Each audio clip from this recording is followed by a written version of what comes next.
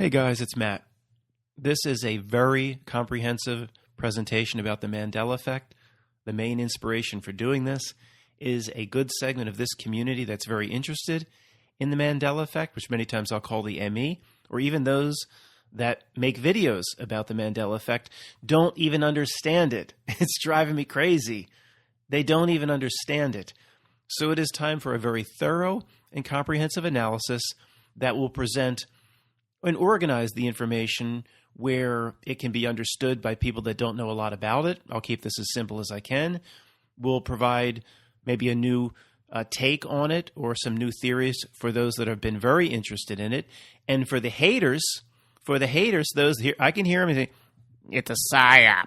What is that? What was that? It's a psyop. Oh, yeah, okay. For the haters, I'm going to introduce some information and make a presentation where perhaps some of them will begin to open their mind a bit and see that it's not just a psyop. A few quick notes before I begin. When people watch Mandela Effect presentations, of course, they expect the endless Mandela Effect images. They want Curious George with a tail and without a tail picking his butt in a tree. They want Mona Lisa's smile and books side by side. I could spend all day on my version of Photoshop putting the Berenstain Bears right next to the Berenstain Bears. Well, Matt, you don't have to do anything. All that shit already exists. I hear you. I don't have any of that here. It's more about the presentation. And honestly, I don't know what I and this channel can get away with in terms of loading those images. I understand those images appear in other Mandela Effect videos. I'm not sure the standard between this, what is allowed here and other channels is the same. If I load 5 seconds of Michael Jackson's Billie Jean, it's blocked worldwide. If 40,000 kids in Duluth host Michael Jackson's Billie Jean on their YouTube channel, somehow that's allowed, if you see what I'm saying. Okay, let's begin. The most important reason for this presentation is, if you want to jump to the last page of the book or the last line of the story, I believe personally we live inside a gigantic Mandela effect. I believe these little Mandela effects, like what seem to be trivial to most people, movie lines, etc., is a symptom many of us notice of something much greater going on, something that shows us basically how reality itself works. And I hope to talk about at the end. Now, I've probably 30% of the people I've already lost going, what? We came here for Curious George Tales, and he's talking about all the realities of it. This guy's a loon. He's lost it. Hey, I don't know. I guess I started out trying to please all people with this presentation, but it's only going to be for those that want to think really big, really big. And even if you don't see, there's so many people here in this community that don't see the Mandela Effect, that are still big outside the box, outside the toy box thinkers in so many different areas. I think you'll find this interesting, even if you're not affected, because this channel, I think we've really weeded out some of the intransigent blockheads over the years, and only the big thinkers are left. So if you don't see it, that's fine. We all bring different things to the table. I still think you'll enjoy this presentation. There's still so much confusion about this. I have to start with the absolute basics. I promise I'll be as quick as possible. People roll their eyes like, yeah, we need to hear this one more time, what the Mandela Effect is. I'll be quick. There's still confusion. There's elements here people don't understand. Basically, you wake up, something in your reality has changed. Most Mandela Effects as they're presented are trivial. Movie lines. Life is like a box of chocolates is now presented as was. We've all heard that stuff. But there are other things. There can be personal Mandela Effects where people say, I know there was a hardware store there just a few weeks ago, and I went over there, and they say there's never been a hardware store. There can be personal Mandela Effects, or Mandela Effects that are much more real than, quote, movie lines or Curious George tales. The main thing to understand about the Mandela Effect is when there is a change in reality, you or the Mandela affected, you just know it, and you know what it was, at least for what's called your anchor effects. Sure, there's thousands and thousands of these examples where we're not quite sure, and the scorpions, the wind of change, it was the winds of change. Well, maybe, I don't know. But you have these things called anchor effects, and they're as strong as, growing up, you in the apartment building, you might have had this blue, ugly shag carpet. And then somehow it came up and you're talking with relatives and they're like, remember that green shag carpet that the apartment came with? You're like, what? You played on it hundreds of times. You know it's blue. And this is for a personal Mandela effect, but you can carry forward the same level of confidence, even to what seems like the trivial, like movie lines, for example. But you know it was blue. Then Uncle Joe's like, no, it was green. Look, here are the pictures from when we came over. And they're going to show you pictures. It was a green carpet. But what do you played on it as a kid. It was there for 10 years. You spilled on it. You know what it was. It's not confabulation. You know what it was. Just like, you going to forget your middle name? Somebody shows you your birth certificate. It's like, it's not George. It's Harry. You know your middle name. It doesn't matter what physical evidence they show you. So when there is a change, you know what it was. All right, the Mandela effect with their anchor effects. They can present all the evidence in the world, and there is no date of change. This is one of the main things people still get confused about. There's no date of change. Once something changes that's different from the reality that not you remember, that you know, it's always been that way, back through time, forever. There's no, in 1972 it flipped. No, it all records as far back as possible in the human record reflect the new reality. So this by itself, there is no better case for retrocausality or time working in both directions than those who are Mandela affected. Okay, in order to understand it, we have to examine its characteristics.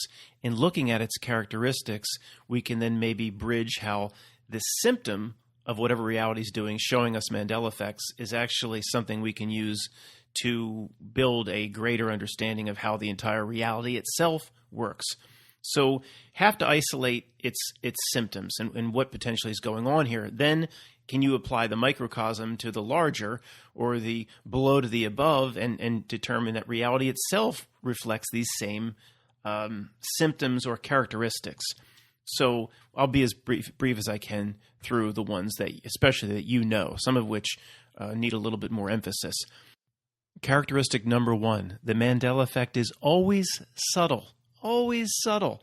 So even before I kind of emphasize that you just know, but it's like, ooh, there's always something pulling to get you to doubt yourself. For example, Mr. T, a pitiful.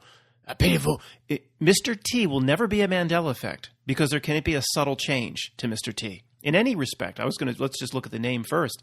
Mr. T, if it's Mr. F, everybody's going to know, I would think. Even those that completely dismiss the Mandela effect as a psyop. Mr. F? What?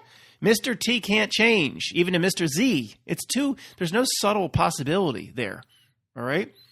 Now, even in the way he looks, Mr. T with instead of a what do you call that thing? A mohawk. Maybe it's a white mohawk. He's now sprayed it white or dyed it. See, there's no subtleness change. And Mr. T, if you're listening, congratulations. You can never be Mandela affected like Franco Colombo was, and I guess there's no reply from him before he died. Anyway, it's subtle, guys. It's somebody sending me again the Scorpions. The wind of change. The wind of change. That sounds so bizarre. Life is like was there. It's subtle. Now, Matt, that just proves confabulation, and these are movie lines. It's trivial. It's subtle. So obviously you're misremembering. Obviously, I can hear the haters rising up out of their bathtubs. But even when it concerns a continent, it can be subtle. A continent shifting 1,000 miles north can still be subtle. Australia is a gigantic anchor effect for me. Huge anchor effect. Now, I always had an idea where Australia is, or in my reality was. And we'll get into, what does that mean, my reality, and these strange theories about we shifted from the Sagittarius arm of the Neil deGrasse Tyson cosmic map to the Orion arm. And there's a lot of that stuff that just gets a little bit crazy. I'll try to talk about it towards the end of this presentation. Listen, you can hear the haters. Somebody saying, your dumb ass believes an entire continent, Australia, moved 1,000 miles up? Or maybe you think Papua New Guinea and all that shit up there was just pulled down, whatever your fancy is. You think all that shit moved a continent, and you're calling that subtle? Yeah, from the perspective of the person affected, it's always subtle. It's incredible how it always plays this game. It's always subtle. So let me just give you an example where it would blatantly not be subtle. It basically would wake, hopefully, everyone up. But the way the Mandela Effect works and how I think reality resets like Dark City, not as many people would notice, even if it was this blatant. So one day you open up your favorite map book, which you open up every day, and you're looking at the continents, and you're familiar where everything is. And Australia is now pinched between Florida and Cuba. Between Florida and Cuba is Australia. You can even see it off the coast of Key West, Kokomo. You could say, what? You can see Australia out there from the beaches of Key West? Did Hemingway write about this? Where are the residuals on this shit? So that would be absurd, right? Or if Japan just was tucking its way up under Spain. I mean, okay, it's absurd. And it's still absurd when you look at a map and you like, Australia is now on the latitude line of Brazil. It's the land down under. It still looks absurd to me, but it's just subtle enough where you can't really make a case for it. And people can just simply bring forth and pour forth the confabulation and the misremembering and all that. It's not like Mr. T and Australia appearing off the tip of the Hawaiian Islands is never going to happen because it's not subtle enough. This is what is so amazing. And it always gives people on the other side enough in their argument to say you're obviously just misremembering because of the subtleness. But you can be absolutely sure something's changed.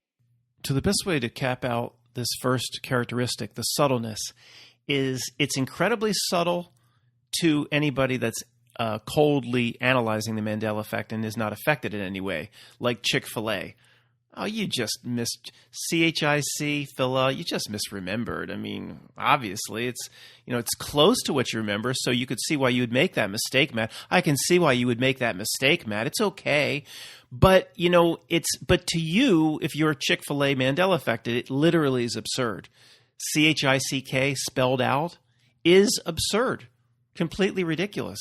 You know what it was. It's an anchor effect for millions of people. But Bernstein Bears, I had somebody write to my face, said, I know what I read to my damn kid. I mean, I know. I opened that book every day up for a year or whatever. They had all the books. So, but see, it's always subtle enough where you can't recruit consensus, or I'm not saying that right, but you can't convince anybody if they don't see it. Take these characteristics and apply them to the greater reality, and then we'll be getting somewhere. Characteristic number 2, there is no right or wrong answer. So I haven't talked to him in a few years. Dan at Scarab Performance YouTube channel, which is primarily about the Mandela Effect, the Scarab Performance all run together. And he would be like, this is a huge new change, a Mandela Effect. And I'd be like, no, it's not.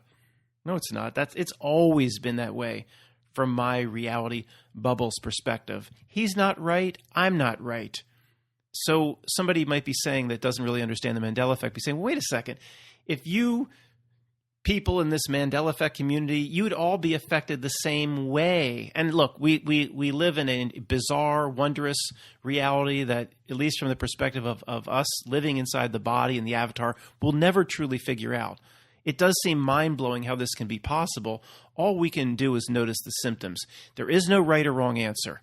If he's saying that this has changed, I absolutely believe in his reality there was a change. I believe in his reality, whatever you want to say, the carpet was blue, or the Rodin thinker was holding up a middle finger. Whatever he says, I believe it. Just because I don't see it, that doesn't mean you don't see it, Matt. You think you're right, he's wrong. No. That's not the way it works. There can be multiple changes and different realities for different people. There's no question about this, in my opinion. There is no right or wrong answer. This is why you take a podium against each other. There's no point. If you declare a winner, then you've made a mistake in understanding how the reality works. Characteristic number 3 is the most fascinating one, and it can and should be applied to how reality itself works in the same fashion. If you say there's a change in something, or you recognize something as a Mandela effect, The new reality, and we shouldn't be said that way because there is no new reality. That implies a date of change. There was no date of change. Whatever exists today, if you believe it's a change, has always existed back through time. But whatever it exists today is inferior. It's a step down. It's a degradation or a bastardization. It's lower than what you remember. Okay, this is a very important characteristic that we can apply to reality itself, because which way is reality going? Is life out your window getting real good? No, but like I could do 24-hour filibuster on just how the new reality of what people remember is way worse than what existed. Just let's go through some briefly, and I'll be as quick as possible. You know these, but remember, I don't know if this rule has ever been broken. There are some that are neutral. That, you know, Matt, you can look at this Mandela effect and say whether it's not good or bad. You know, but if it does move one way or another, it's always worse. In other words, there's not one that's like, oh, this is better than I remember. I don't think that exists. So, Forrest Gump, life was like a box of chocolates. Life is a timeless characteristic. Timelessness. Life. The was is the past. That doesn't make life can't be in the past. Isn't that dumbass sitting on a bench talking to people? Well, Matt, he was retarded. He's going to get it wrong. No, they're not going to get the most iconic line of the movie, which transferred into the most iconic line almost in movie history. They're not going to get that wrong. And you have hundreds of thousands or millions of people remember Life is Like, which makes more sense. And then we'll talk about residuals later. But the back of the DVD box on the anniversary edition says, quote, life is like a box of chocolates. So the back of the DVD box gets the most iconic line in movie history wrong. We'll talk about residuals some other time. Obviously, life is a timeless concept. It's not was, whether he was retarded or not. Interview with a Vampire is a huge anchor effect for me. I know 100% what that movie was called. We have people that are huge fandom websites where they in pencil sketch. I've shown this before. Somebody will spend 10 hours pencil sketching Louis, Brad Pitt, whose character Louis in Interview with a Vampire, and they'll say it's one of their favorite movies, but then underneath the pencil sketch, they'll write the movie name wrong, like they don't even know the name of their own favorite movie. Interview with a Vampire, of course, it's The Vampire. So in terms of inferior, Anne Rice, maybe she's retarded. It doesn't make any sense. If you do an interview with the vampire, there's only two options. One, it's the vampire, meaning it's like the big guy. You know, it's the vampire. If the implies one or a very special one. So who would it be? Louis, Brad Pitt, like that tertiary 2-bit broken down vampire? Or would it be, who's the guy from the movie? It's Lestat. It's Tom Cruise. If Christian Slater, whatever is, has he had a role in 20 years? If he was going to interview the vampire, we got an interview with the guy, it would be Lestat. He was interviewing Louis, who's not the vampire. The also implies one. He's interviewing a vampire because there's a lot of them. One of the biggest Mandela effects of all time on its own is Dolly's lack of braces in the James Bond movie Moonraker. But there's nothing that helps the case here of inferior, quote, new result than the Dolly braces scene. I mean, that scene makes no sense without Dolly having braces. The director would have said, what are we doing here? The producers would have said, the actors would have been like, what are we doing here? It's absurd. It makes no sense without Dolly having braces. 45 seconds or less that don't know what I'm talking about. I don't know. Jaws falls out of a plane. There's always some comedic element with Jaws. The big, huge bad guy with the metal teeth. And, you know, there's always it defies reality. Like he can't be killed, whatever. There's a bunch of rubble on him. Dolly helps him. This little blonde-haired Swedish girl. And they start playing the Tunnel of Love music. And she's helping remove rubble off him. I don't remember. It's been a long time. But they have a moment. Big, huge, ugly, evil Jaws. And he is an ugly man. Okay? He was also in Happy Gilmore. They have this moment and they're playing the Tunnel of Love music. The only affinity they would have to each other, the only way it works, just seconds after they've met. He has this huge smile. Of course, he has no teeth. It's all metal. Huge metal mouth.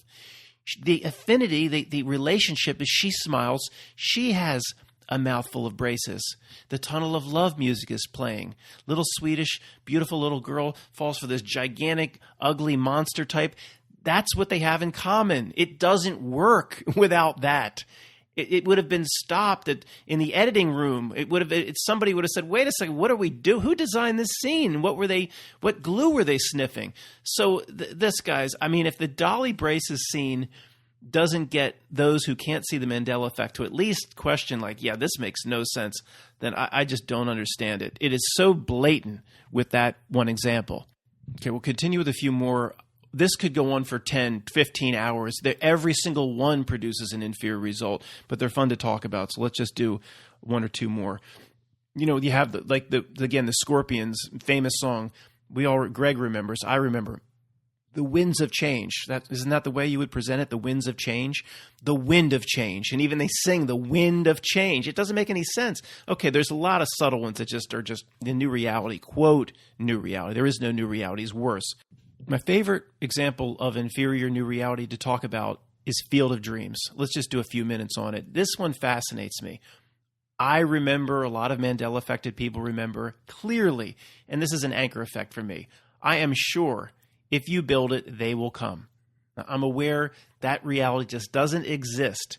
The oldest of the old VHS tapes or beta tapes you could find in your attic, if you pop them in and you didn't know you had it for 20 years, of course it's all going to say, if you build it, he will come. That's what exists now. Per the Mandela effect, reality basically like resets itself back through time, and it's always been that way. But to me, it is an anchor effect. And this is one where the inferior reality narrative or argument is clear for me, but the Goldilocks reality and the subtle principle comes back, where it gives those that dig in on the he side that say, well, what do you mean? It's always, I'm not Mandela affected. I always remember even watching this movie as a kid, if you build it, he will come. And Matt, it makes perfect sense because his father comes back. Oh, this drives me crazy. His father comes back and has a catch. You want to talk about inferior new reality. If you see, they'll say, what are you talking about? The new reality. First of all, there is no new reality, Matt. You guys are out to lunch. You're confabulating, and you're complete psychopaths for even believing in such a thing. But let's just say you're right. What are you talking about, inferior reality? If you build it, he will come. That's exactly what it should be, because his father comes back. Oh, my God. You've got to be kidding me. That it might be the dumbest argument associated with Field of Dreams of all time. The he is his father. And I'm sure there's a lot of people in this community that completely see, if you build it, he will come, associated with the father coming back. And I can see you, basically. It's kind of it's not a good image, rising up out of the bathtubs, wishing you could throw stuff at me. Okay, I'll present your case as fairly as I can. But here you go. The movie's not about his father. It has nothing. The movie's about saving the farm. Do I have to remind anybody of this? The whole movie is about saving the farm, and because he gets this voice, to me, which is, if you build it, they will come, he has to go do this. She's like, you're going to go do this weird thing? We're trying to save the farm? My damn brother, Timothy Busfield, and his obnoxious ass keeps coming on with his little minions and cretins trying to get me to sign this paperwork, and you're going to go do this weird shit and try to go find Terrence Mann. It's all about saving the farm. He mentions his father one time when he's with James Earl Jones, Terrence Mann, and they're driving back. I don't know, it was before they picked up Doc Graham or whatever, and they're like, yeah, I said some bad things to my father and I regret it. So a few sentences he says about his father as he's driving the VW van, but the whole movie is going to be built around the key phrase in movie history, if you build it, he will come, the return of the father. Let's just see if you build it, they will come makes more sense. The whole movie is about saving the farm. Timothy Busfield, his obnoxious ass, keeps coming with his big book of paperwork to get her to sign, and Ray's away trying to track down Terrence Mann. He's like, you're going to lose the farm, Ray. You're going to lose the farm. Go back to 30-something. First time that creepy actor was introduced, you have to be over 50, remember, this dumb show called 30-something. So James Earl Jones, this key speech proves, if you build it, they will come. Maybe we should sign, no, Ray. He doesn't say they will come, because that would give it away. It's Goldilocks reality. It always has to give both sides enough to latch on to. It says, people will come, Ray. People will most definitely come, Ray. People, people will come, Ray, which is in line with the principle of saving the farm. People will come to Iowa. Is people, they will come if you build it, or he will come? Father comes to do a catch. Oh, yeah, the whole movie's about that. Oh, my God. How stupid are people? People will come, Ray. People will most definitely come. They'll come to Iowa. I don't know the whole dance line, but speech. They'll come to Iowa without even knowing. They'll drive up your driveway and try to molest your wife without even knowing. They'll hand over the $20 because it's a shitty life they have and memories they long for. I don't know what he says, but then the last scene shows all the cars coming down. They are coming. You got to be kidding me! How people latch onto the he with this one. There should be one sentence on an IQ test. Explain the he versus they come in Field of Dreams. And if you latch on to he, you fail. Okay, because this could go on forever. Let me just close this section on inferior, quote, new reality. There's no such thing as new reality. It's always been. But inferior degradation, my favorite example, or one of my favorite examples, as you know, is the Jaws scene. You're gonna need a bigger boat. Okay, this is just fascinating to me. Okay, Roy Schneider, he sees Jaws first. They're out on the boat, the three of them, the old salt sea captain, Roy Schneider, and what's his name, Richard Dreyfuss, obnoxious little Richard Dreyfuss. They're out there trying to get the shark. Roy Schneider sees it first. It's this massive ass thing, and he goes right to the old sea captain, who only wants to get paid. The old sea captain don't give a shit about opening up the beaches or Amity Island or whatever it's called, and he don't care about the mayor. He just wants to make money. And he seems to have they have a little Moby Dick thing going on between he and the shark, but that's not the point. He says he's had the boat for like 30 years. This is an old piece of shit. Roy Schneider says to the old sea captain, "You're going to need a bigger boat." Like he would say, "What? Why are you talking to me, Kemosabe? I'm going to need, this is my boat. Is Amity Island or whatever going to fund me to get a new boat? I don't give a shit whether you open the beaches back up or not." He would never say it. And guys, anybody screaming at me, rising up out of their bathtub, like, Matt, there's every single mistake in a movie is you're going to call the Mandela Effect. First off, tens or hundreds of thousands of people, the whole point of it being a Mandela Effect, clearly remember we're going to need a bigger boat. If you're in a foxhole with somebody and you're three out there against the shark, you're in a foxhole. You're going to use the word we. You're not going to be in a foxhole in World War I and say to the guy next to you, "You ain't going to make it." Well, you're right next to me, you jerk. We're not going to make it. It would be a we situation. So no, not every single movie mistake is a Mandela Effect. It's a Mandela Effect, remember, because people clearly remember what once was. But even if you don't, you can still make the argument that something weird is going on here. Let me give you an example. Steven Spielberg movie, right? Jaws? Now, I know it was towards the beginning of his career, but completely, you could say Illuminati connected, and it was involved in all the big pictures. And, this guy's, would you say slightly connected? Yeah, okay. He had also done other things, and he was an up-and-coming famous director. Do you think he would have any power or say over a movie scene, or he's just completely beholden to the writer? He's just going to have to take the knee to the writer. Of course, Steven Spielberg, even towards his younger years, would have full authority to make changes. It was just three of them they have a little dinner or whatever before they meet George, and the sea captain just rips one. Steven Spielberg, like, that's in the script? Get that out of there. No, it's right here. The old sea captain farts, and then Roy Schneider can't finish his dinner. He would take it out. He has full authority. He would say, "You're going to need a bigger boat." Cut. Who wrote this? What? Who bring him in here? Who wrote this shit? The sea captain don't give a shit about opening the beaches. We're going to need a bigger boat. And it would actually imply we might have to go. We can't use the old sea captain because this thing's so big. This old hoopty piece of shit in the water ain't going to do the job. So Spielberg on the spot would have made the change. It would have, if he missed it and he was all amped up on schnapps like that driver in Eurotrip, the editing room would have said, "Wait a second here. This don't make no sense."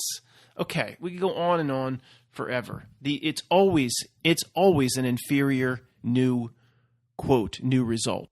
Okay, last thing. I have to be very careful saying something so definitively because the haters will come out and be like, well, who's to say some people, Matt, even if it is a Mandela effect, they like the Rodin's thinker fist to the chin better than the head. The head don't make no... It's okay. Some you can argue it's kind of neutral. For example, what would be... Mona Lisa, for example. Some people say, I kind of like it. I kind of like the little smile towards her left side, and okay, but it's going to be very, very neutral. There's not one example where you could say this is so much better than what we remember. Not one. Characteristic number 4, and everybody's favorite one to analyze, the residuals. For some reason, there is always a host of contradictory reality residuals that are left over, quote, it's not a good way of saying it, after the change, because there was no change. But I guess I'll stop saying that. You hopefully got that by now. But that's a big part of understanding the Mandela effect. There was no date of change, but I'm not going to say that again. The residuals come out everywhere, and there are all types of residuals. There are residuals in even books and print and even on the internet and things that you would think if there was a change, well, and the reality overrode itself, because that's how some people talk about the Mandela effect, then why wouldn't it overwrite the residuals and all the theories we'll talk about on the back end? But there are reality breakdown residuals. There's all sorts of different classifications of residuals. So let's go back to Dolly. And again, we could do 20 hours on this, hundreds of hours, thousands just on this. But going back to Dolly, you go to a website or a magazine article that ranks all the Bond girls. And way down the list, it says Dolly, from Moonraker. It says white, pigtails, blonde hair, Swedish-looking, braces. And well, why would they list braces? She didn't have braces. So these residuals are everywhere, absolutely everywhere. I'm just going to talk about the residual examples that are just monsters, in my opinion, just huge. If you're not Mandela affected, we don't see how these can be ignored. They're so big. And then ones that I'll call like reality breakdown residuals, things that just don't add up. Not like, there's a ton of millions and millions of cases of residuals where, a magazine article in the headline will say exactly what we remembered, but then in the body of the article reflects the reality today. The amount of residuals in that category are endless. Let's just talk about the monsters. One of the biggest is the Rodin's thinker, which, remember, is a character from his earlier works, The Gates of Hell. Had a little thinker inside the gates of hell, but that was so popular, of course, and people loved the little thinker that, oh, Mr. Rodin, can you make a statue just based on that? Oh, yeah, I'm sure that's how it happened, just naturally and organically, like it wasn't a furthering the gates of hell presentation without the gates of hell, and it just becomes he's just a fun little thinker. Sorry, let's just not stray too much. People will think they already think I'm completely insane for making a Mandela Effect presentation. But you have people posing in front of the thinker, whether it's a reproduction or several Rodins or the Rodin that died in the World Trade Center with in whatever that damn brokerage house was. You have people in front of it posing exactly like the thinker. They're trying to mimic the thinker. They have their fist to their forehead, and the statue right behind them is not the same pose. So this didn't just happen once, okay? We have a lot of these examples where people are posing to be the thinker with the fist to the forehead, where the thinker is right next to him with the fist to the jaw. Now, okay, one dumbass might make a mistake or whatever, but this just happens over and over again. You even have George Bernard Shaw. George Bernard Shaw, one of the most egotistical, arrogant people of all time. He's naked. It was a big, important photo shoot. George Bernard Shaw that literally presented himself to the world that I'm smarter than you are. That type of person. I mean, probably one of the most obnoxious people in the world.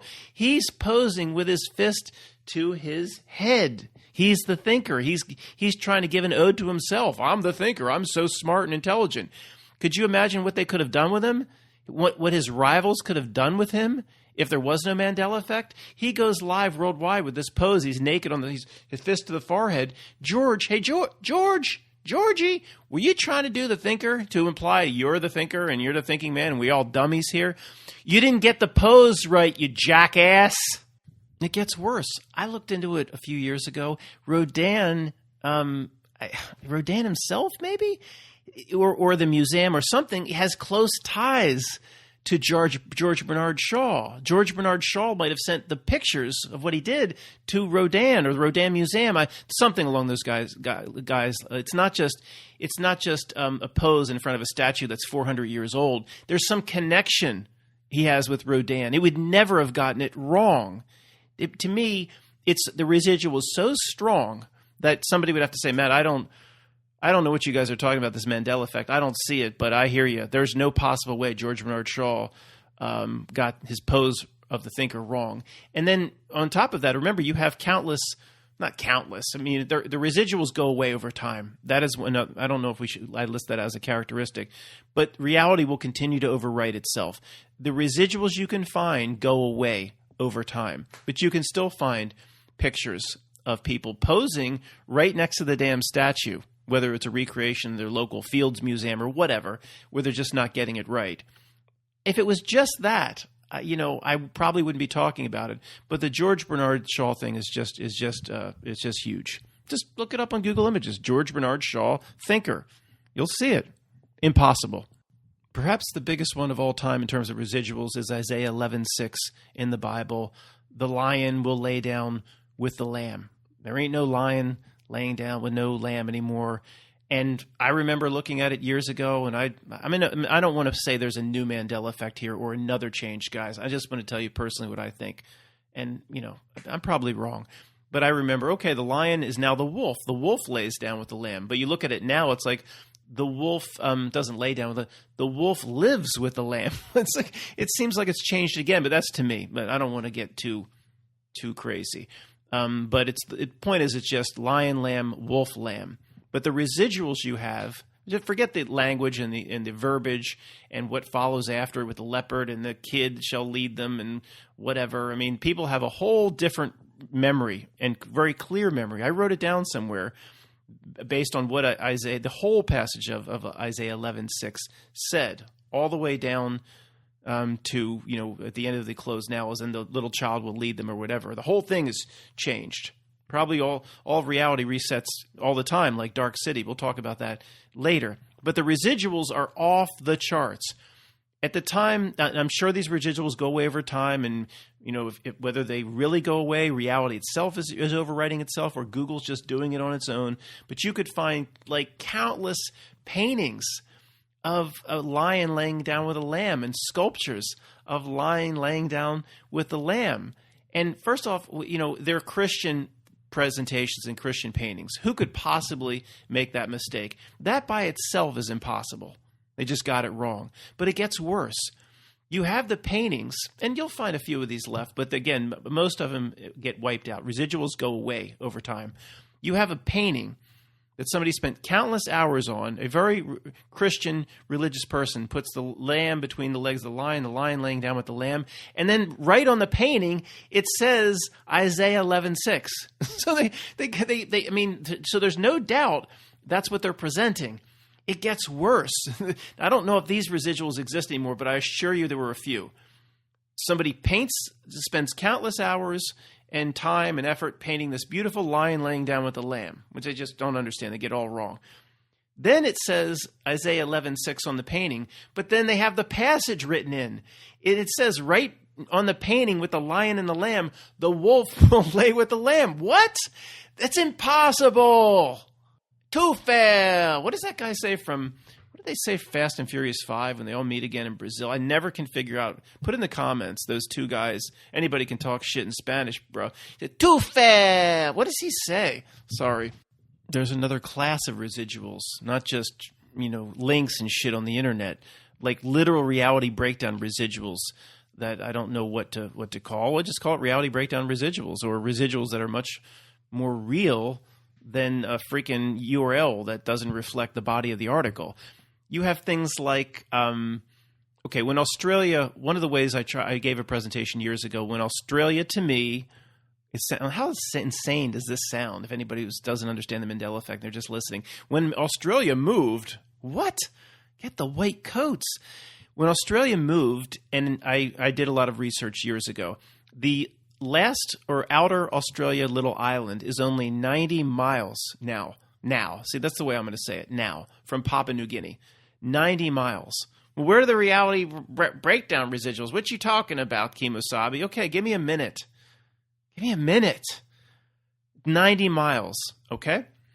Number one, if it's this prison that's all UK is going to send all their prisoners to Australia, and they have prisoner lineage and everything. Nobody could ever get off. You don't have to guard them. What are they going to do?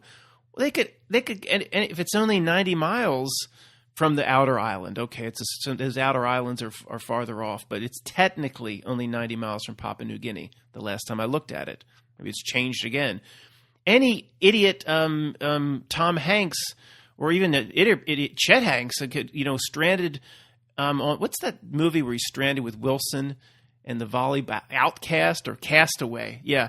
Any of these fools that were put on the island as prisoners, if the tide was right, they just make their little outcast rafts and get their Wilson volleyballs or beach balls or whatever and float up to, if the tide's right, float up to, it wouldn't be that hard to build some sort of boat to go 90 miles in the right tide.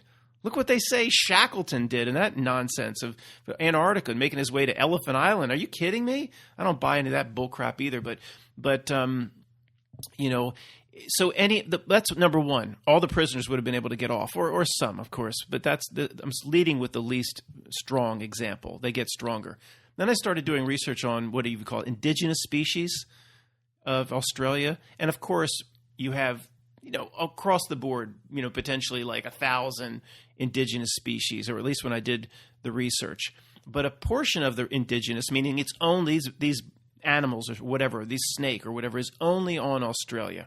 Okay, it's an island. Snakes don't do well swimming 90 miles. I got that. It's probably just a Aesop's fable or something where a snake can hitch a ride on the back of a shark or something. But birds, see, that would be something different. There's all this, maybe the residuals are gone today, but when I did my research, there's all these bird species that are only on Australia. Well, that's just not possible. In the right wind, 90 miles for a bird to go, they would go back and forth between Papua New Guinea and Australia the way flights go back and forth, 50-minute flights between LA and San Francisco back in the heyday when people could actually travel. When I lived in LA and in San Francisco, going up and down California for the insurance company, they went like every 35 minutes, just boom, boom, boom. You could go to the airport basically any time, especially prior to the big job application, just jump on a flight. You don't need a big reservation. You go and there's one leaving. Then probably when you get to the gate, 20 minutes, boom, get up to San Francisco. That's what the birds would be doing between Papua New Guinea and Australia. You wouldn't have I'm calling it indigenous species, but there's a name when it's exclusive. The way like Catalina Island supposedly has exclusive species. And the Galapagos or whatever. But the birds, you wouldn't have it with the birds if it was that close. It's not possible, guys. I'm telling you, if you don't know birds, butterflies migrate from like Mexico up to Canada. Birds going 90 miles, it's in the right wind is nothing. Absolutely nothing. 900 miles they've done without landing, certain birds. Okay. So you have that aspect. You have why do the human species would have blended together over tens of thousands of years. You wouldn't have the Aborigines of Australia looking completely distinctive and Papua New Guinea indigenous looking completely distinctive.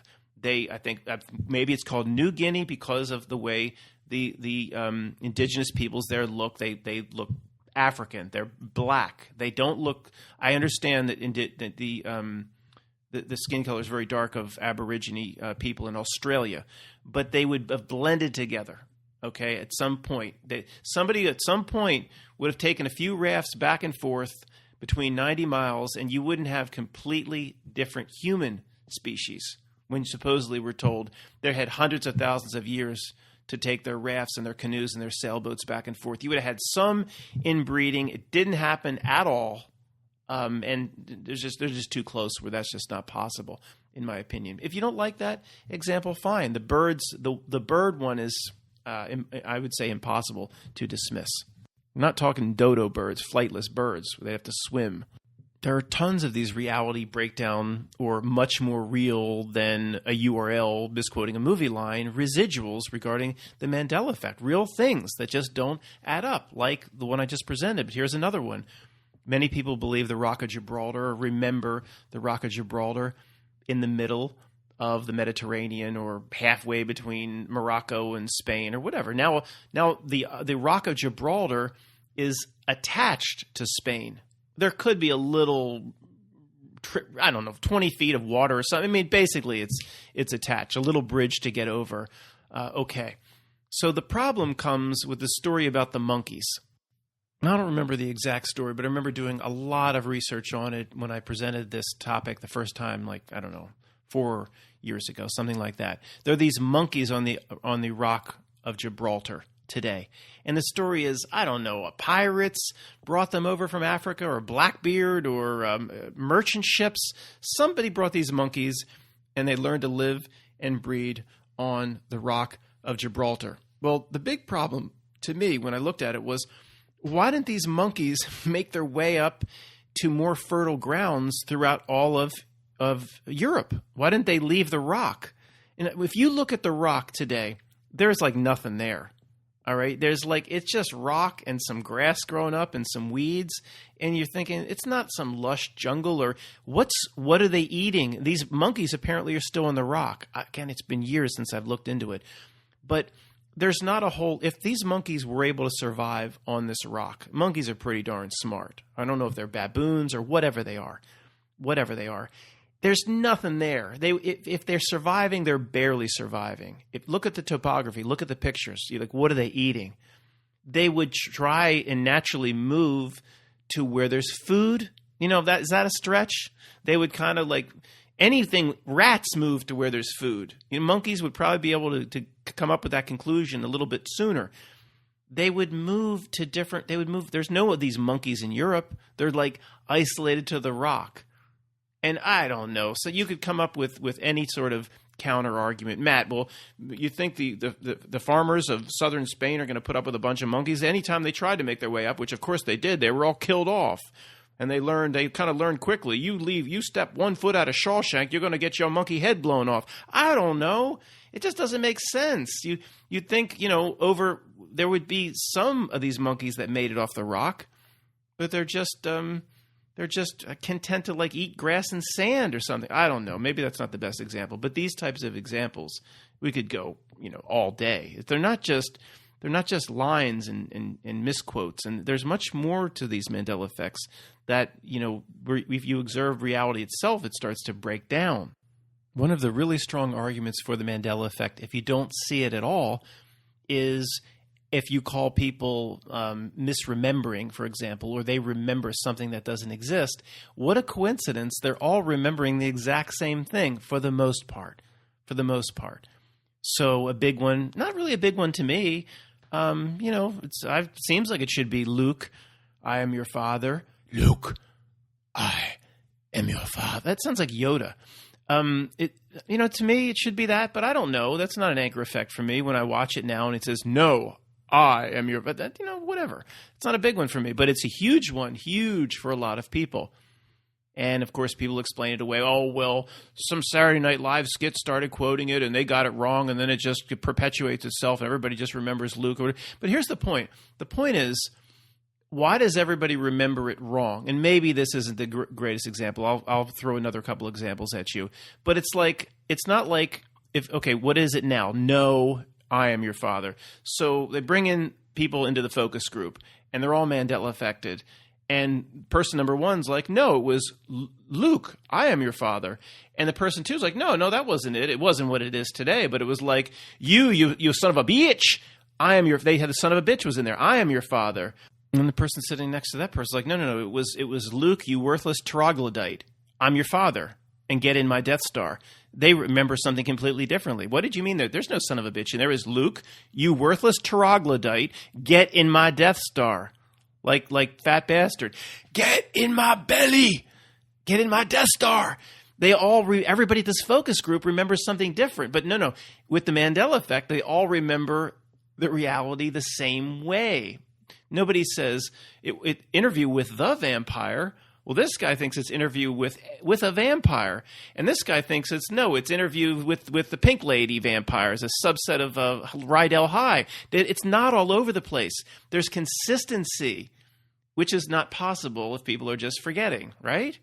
Next characteristic, it can change back. I've never had this happen. Well, actually, I kind of have to a degree. I should tell you that personal story maybe after this segment. But a big one with the flip-flopping is, again, it'll seem trivial to certain people.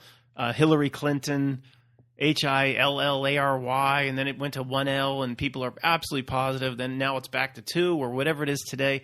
There's a lot of this flip-flopping. And my story's a little bit different. It's not like seeing a Mandela Effect online and Kit Cash Dash, and then or Flintstones was a big one, I think. Flynn, Stones, and then Flint Stones, and that flip-flopped, and I don't know. Some people are big on it. I've heard this from enough people where they are just sure it flip-flopped back that I will list this as a characteristic, but I've never really experienced it in this way myself.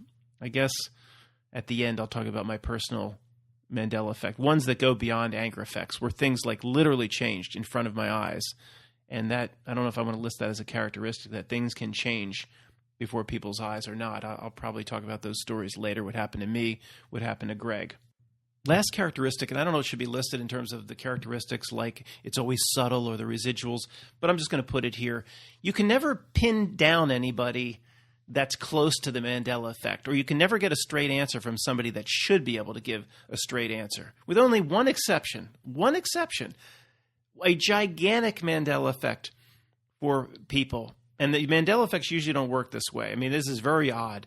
They say that you've heard, whether I'm getting I might get some of the names or facts wrong here, guys, but you know what I'm talking about. The Sinbad genie movie, Shaq did one called Kazam, I think, with Shaq, and that apparently still exists. There are like thousands of people, guys, and I've just heard these testimonies over and over and over again, as has Vanessa VA and others. Sinbad, the comedian, the only good thing he ever did was Jingle All the Way. He was supposedly starred in a movie called Shazam. It doesn't matter if I'm flip-flopping. There's no movie that exists. But people that remember the movie, they can get together, like if they sought each other out, or they have done this on Reddit or these message boards, where they can talk about scenes in the movie, and the person's like, "Yeah, I remember that scene. Here's what happened next." The movie never existed. It never existed in known reality. But at least I think Sinbad has come forth. He's aware of this Mandela Effect. And at least he's come forth. This gets to what I'm talking about here. You can't pin down anybody close to it. Where he said, obviously I didn't make that movie. It's not like Sinbad. If reality reset, the Dark City reset, Sinbad would have fallen asleep. I don't think he's going to fall asleep in his bowl of soup. That's what was presented in Dark City. But it's a good analogy, in my opinion, as to how really things work. Nobody's falling asleep in their soup, but reality is resetting itself. When it does, if Sinbad was really in a movie, he wouldn't have any memory of it. That's completely if reality resets, Sinbad's going to reset with it. I think most of us, when it's fluid and it changes, we reset to things daily. If you recognize certain Mandela effects, that doesn't mean you're going to see all the changes. They probably happen every second. You never know. But there's certain things we notice. So it's possible.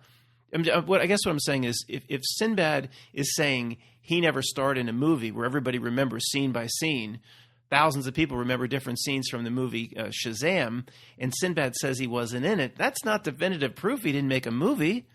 That's just definitive proof that reality in some way changed and Sinbad is on the new frequency. And per the reality, there never was a movie. People are remembering something that no longer exists. That's not a good way of putting it, but it's the only way of putting it. But here I'm talking about pinning people down. And right, if the Dark City reality resets, the people we're trying to pin down, of course they're not going to have any idea what you're talking about because they've reset themselves to new reality. But there are some things where they should react a little differently. They should say, wait a second, what's going on here? I'll give you an example. All right. To a lot of people, there's a ton to the Mandela Effect. There are lots and lots of Mandela effects in the Bible. Most seem more attached to the King James Version than others. I mean, there's just hundreds and hundreds at this point. from the Lord's Prayer, on earth as it is in heaven. People would swear it's they say in earth as it is in heaven. It doesn't make any sense with Hades, or on earth as it is in heaven. And then some versions reflect, what they remember, but others don't, or they swear the KJV has changed. And even in Genesis 1, in the beginning, God created to everybody that's Mandela affected, the heavens and the earth. And you can find tons and tons of residuals that now it says heaven, singular. So these, especially with the Bibles, they just come nonstop. Now this one isn't as big as Lion and the Lamb, Wolf and the Lamb, but to a lot of people, I researched this on my own even years ago. To a lot of people, Jesus was the truth, the way, and the light. The light, not the life. Of course, now it's truth, the way, and the life. Somebody's screaming at me. I can hear you. It's Matt. It's always been the truth, the way, and the life. I hear you. Don't say that to me, because you're not understanding how the Mandela effect works or what's possible here. To you, of course, it's always, and reality reflects that's what it's always been. But there's been enough people Mandela affected where they said light. It's not a big one compared to the others. But let me just tell my story as to what happened, because this section is you can't pin anybody down. So I was doing my research, and I wasn't finding the amount of residuals that I found when I initially researched Interview with a Vampire, which, residuals were just thousands of things like pouring out shortly after we kind of spotted that one, and the residuals kind of go away after time. But I found one person that on Etsy, that the artists, it's like the artist Amazon or whatever, they sell everybody's little artwork and sculptures and things on Etsy. So I forget exactly what she did. It was like a stencil or a T-shirt perhaps, but it was very well done and planned out, and she took time, and it probably put weeks and weeks to put together something professional. And it was in respect to Jesus. It said, Jesus, whatever, the truth, the way, and the light. And I went, well, this happens all the time with the Mandela effect, where people present something in a certain way, and they're not even aware it's, quote, changed.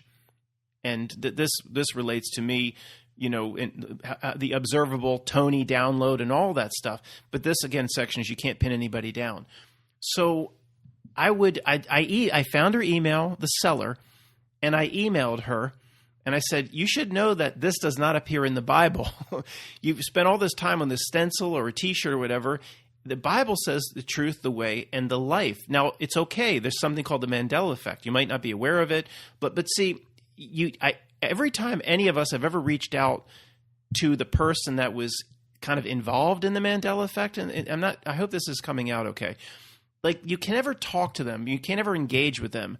Nobody can ever sit down, Anne Rice, and say, what do you think about all these Mandela effects associated with your book? Where she has books. She released other books where it says in the other book, it says, see my other works of Anne Rice, Interview with a Vampire. They're promoting other books in Anne Rice books with the wrong name. Now, how is that possible? But this is maybe not a great example. I reached out to this person, and I just knew they wouldn't get back to me. I never well, that's strange, or let's talk about that, or email back and forth. And probably if reality is what it's been, that the product will just disappear. That's just, was that person an NPC, or who knows? The product, it will just disappear, and the residuals just slowly go away. I don't know if that was the best example, but let me lead with that and talk about one or two more. Okay, this example gets real strange, including the research I just did 10 minutes ago. So, okay, let me see if I can present this properly. Matthew 7, KJV. Many people remember, judge not lest ye be judged. How much Bible have I read? But again, it's just what we've heard over the course of our lifetimes. Of course, I could be wrong, but to many people, they're Mandela affected, and they would say, of course I remember, it's judge not lest ye be judged. So then when we did the research years ago, or spotted, where people labeled this as a Mandela effect, it, quote, end quote, changed to judge not lest ye be not judged. So the additional not thrown, the additional negative thrown in there. Now, I have to pause and tell you what it is now, because I certainly don't remember this in doing my research, but this doesn't even relate to the story I was about to tell regarding this Mandela effect and what happened to me in doing the research years ago. So now it's judge not that ye be not judged. What? Guys, I don't look. Okay, of course, if in this example, if you're on the frequency with the reality, you're going to say, of course, it's always been that. What are you talking about? That's how the Mandela Effect works. But here's where it gets really freaky. Let me present the old story and then what just happened to me 10 minutes ago, which is very similar to the old story. So years ago, guys, these aren't anchor effects for me. I like to research the Bible changes, or those that say there are Bible changes from the Mandela Effect. I like to find the residuals to see the contradictions. And that's exactly what I found with Matthew 7. So I found a website, and I'm sure it probably doesn't even exist or it's all been changed. And this, again, we're still on the segment of this presentation where you can't pin anybody down. You never get anybody to react to the Mandela Effect. I was researching Judge Not, Lest Ye Be Judged, and I found a website that was talking about, well, what did Jesus mean in this sermon? And throughout the website, a big, huge website on different Christian and KJV passages, he kept quoting Jesus with quotes, saying, when Jesus said, quote, "Judge not, lest ye be judged," end quote. And this was in several segments. And maybe in one part, it said it, quote, correctly, "Judge not, lest ye be not judged," with the extra "not." So at the bottom was, his website and his email address, and it was a smaller, it was a very professional website, but it was presented by one or two individuals. So I emailed the person, and I said, well, you're obviously referring to KJV, King James Version, like you say. You can't be you're quoting the wrong, you can't quote Jesus incorrectly. You can't, and it was in quotes.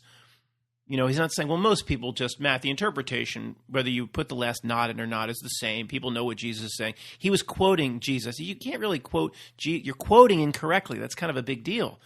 So instead of the person coming back to me via email saying, wow, I didn't realize I did this, or yeah, if I'm going to quote Jesus, I should reflect the actual words in the KJV, the website started to change. I went out there a day or two later, and in the quotes where it no longer said "Judge not, lest ye be judged," it said it quote correctly, "Judge not, lest ye be not judged."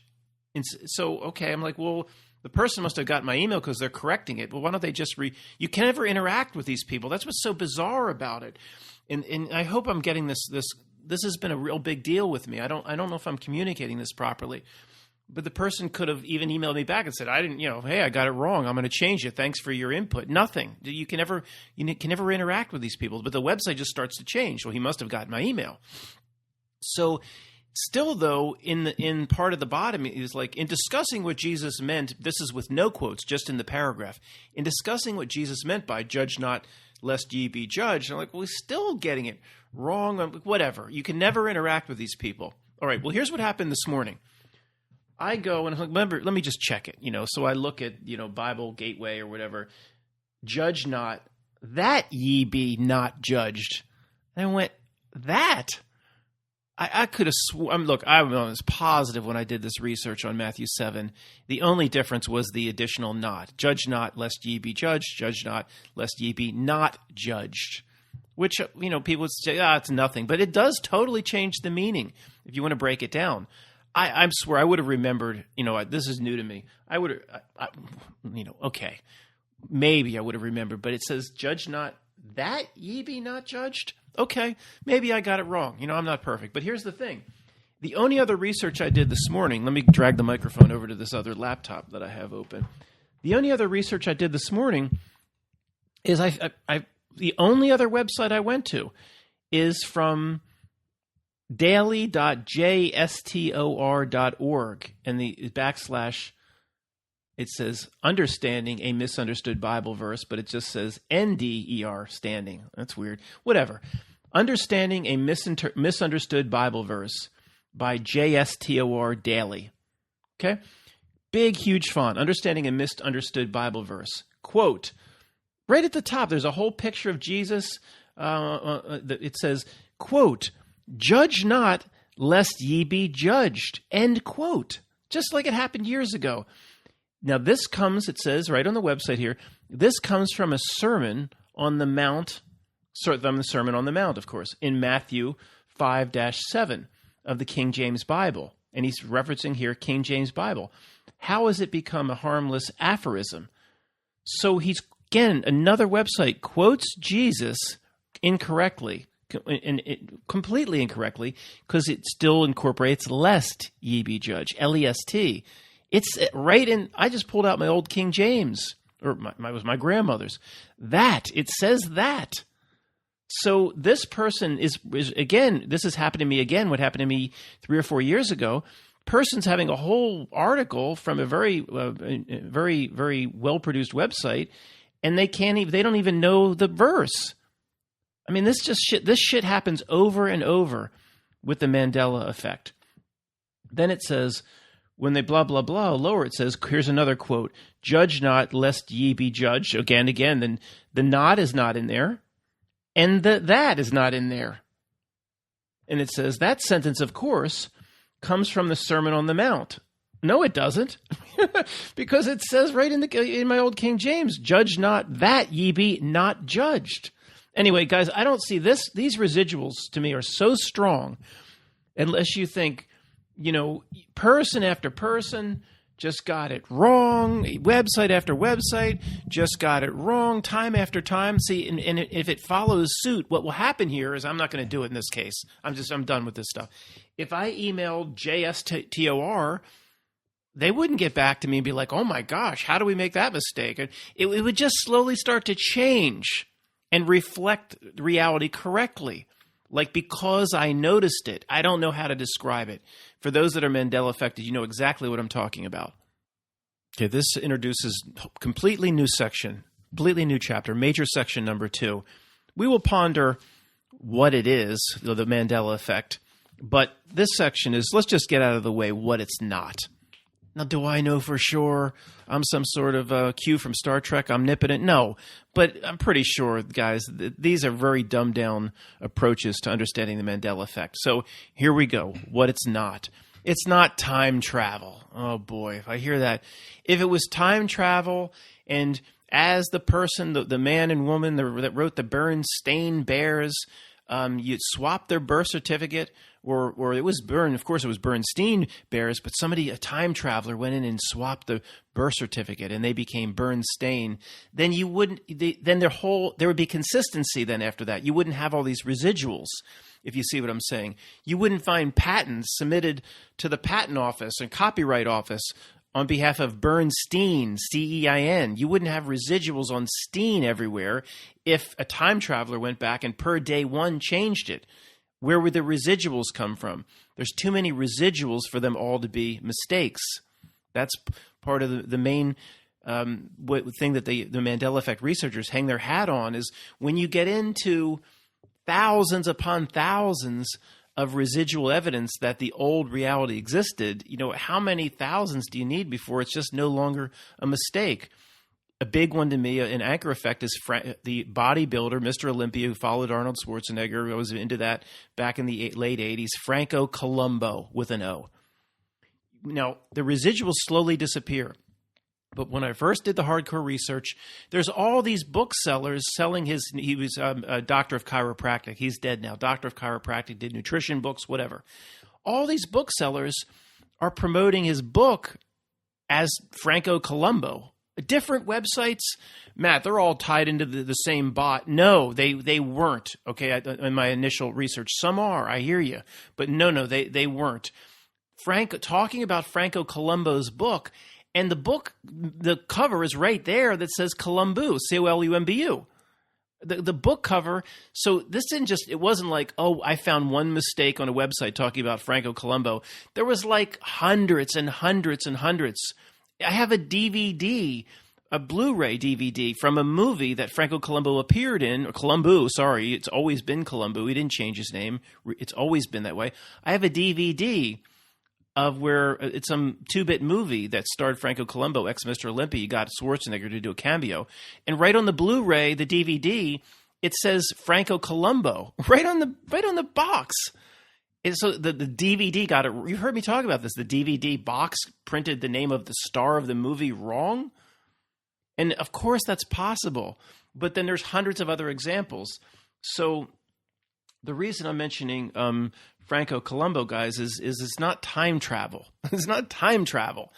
If some time traveler went back and swapped his birth certificate out and his name is Columbu, you wouldn't have hundreds of booksellers with his getting his name wrong. It would be consistent. There might be a mistake here and there just from human error, but the residuals wouldn't come forth in the tens of thousands from a time traveler. It's just not possible. And for anybody interested, if you go search Colombo now in his books, again, these residuals, reality corrects itself. The residuals go away over time. I'm sure you could find some things, but not as nearly as many as when I first researched it, say 4 years ago. Okay, continuing what it's not, in my opinion.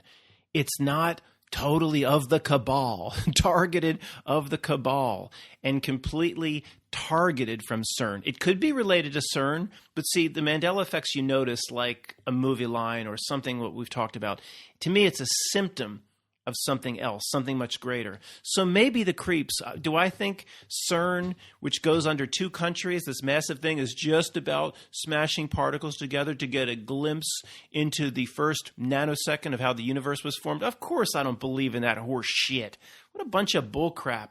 They're going to spend billions of dollars to waive all red tape between 2 countries that have the most red tape of all time, build under people's farms and homes, and then all that just to smash particles together to get a glimpse as to how the universe, and maybe discover a quark. I mean, come on. It's a joke.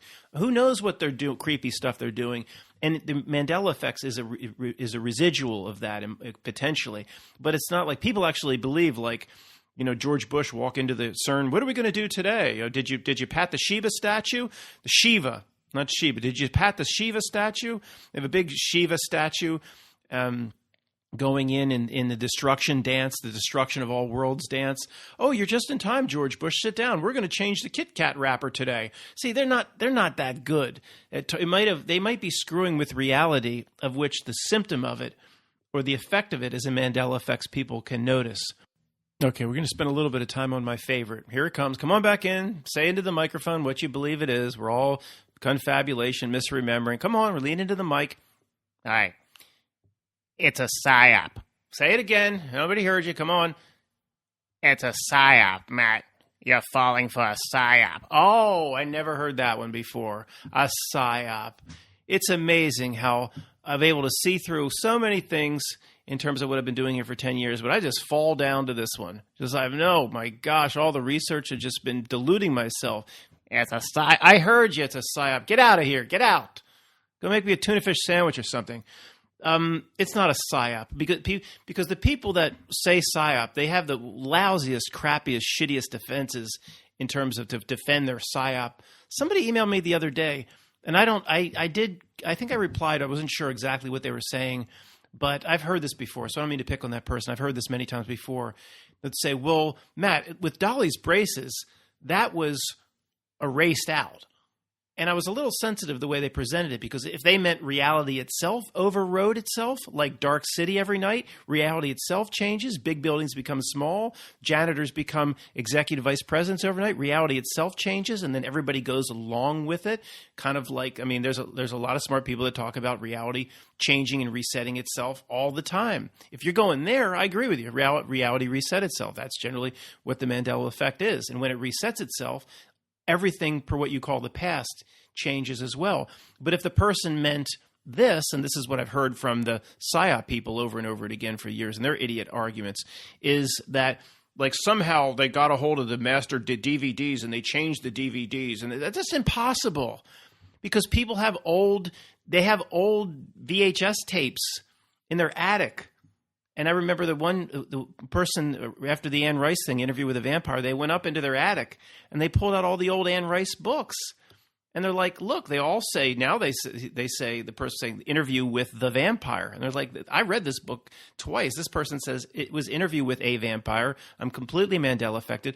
And then they were finding residuals, like I said, in other books. It's, read other Anne Rice books, Interview with a Vampire. Like, oh, so they're getting the promo in the other book of Anne Rice wrong. So you can find all this old stuff in the attic unless the cabal sent out their little teams of blue people and climbed into your attic like the ghoulies, over and just swapped out your videotapes. It's not when they say psyop, I don't understand. Like, they never have a good defense of that. We admit, the Mandela Effect admit you can't prove it outright. How could you prove something outright when you admit all of reality and all of the history associated with it back through time, and all of time reflects what exists today? You're proposing and putting forth something that there's no evidence at all other than the residuals.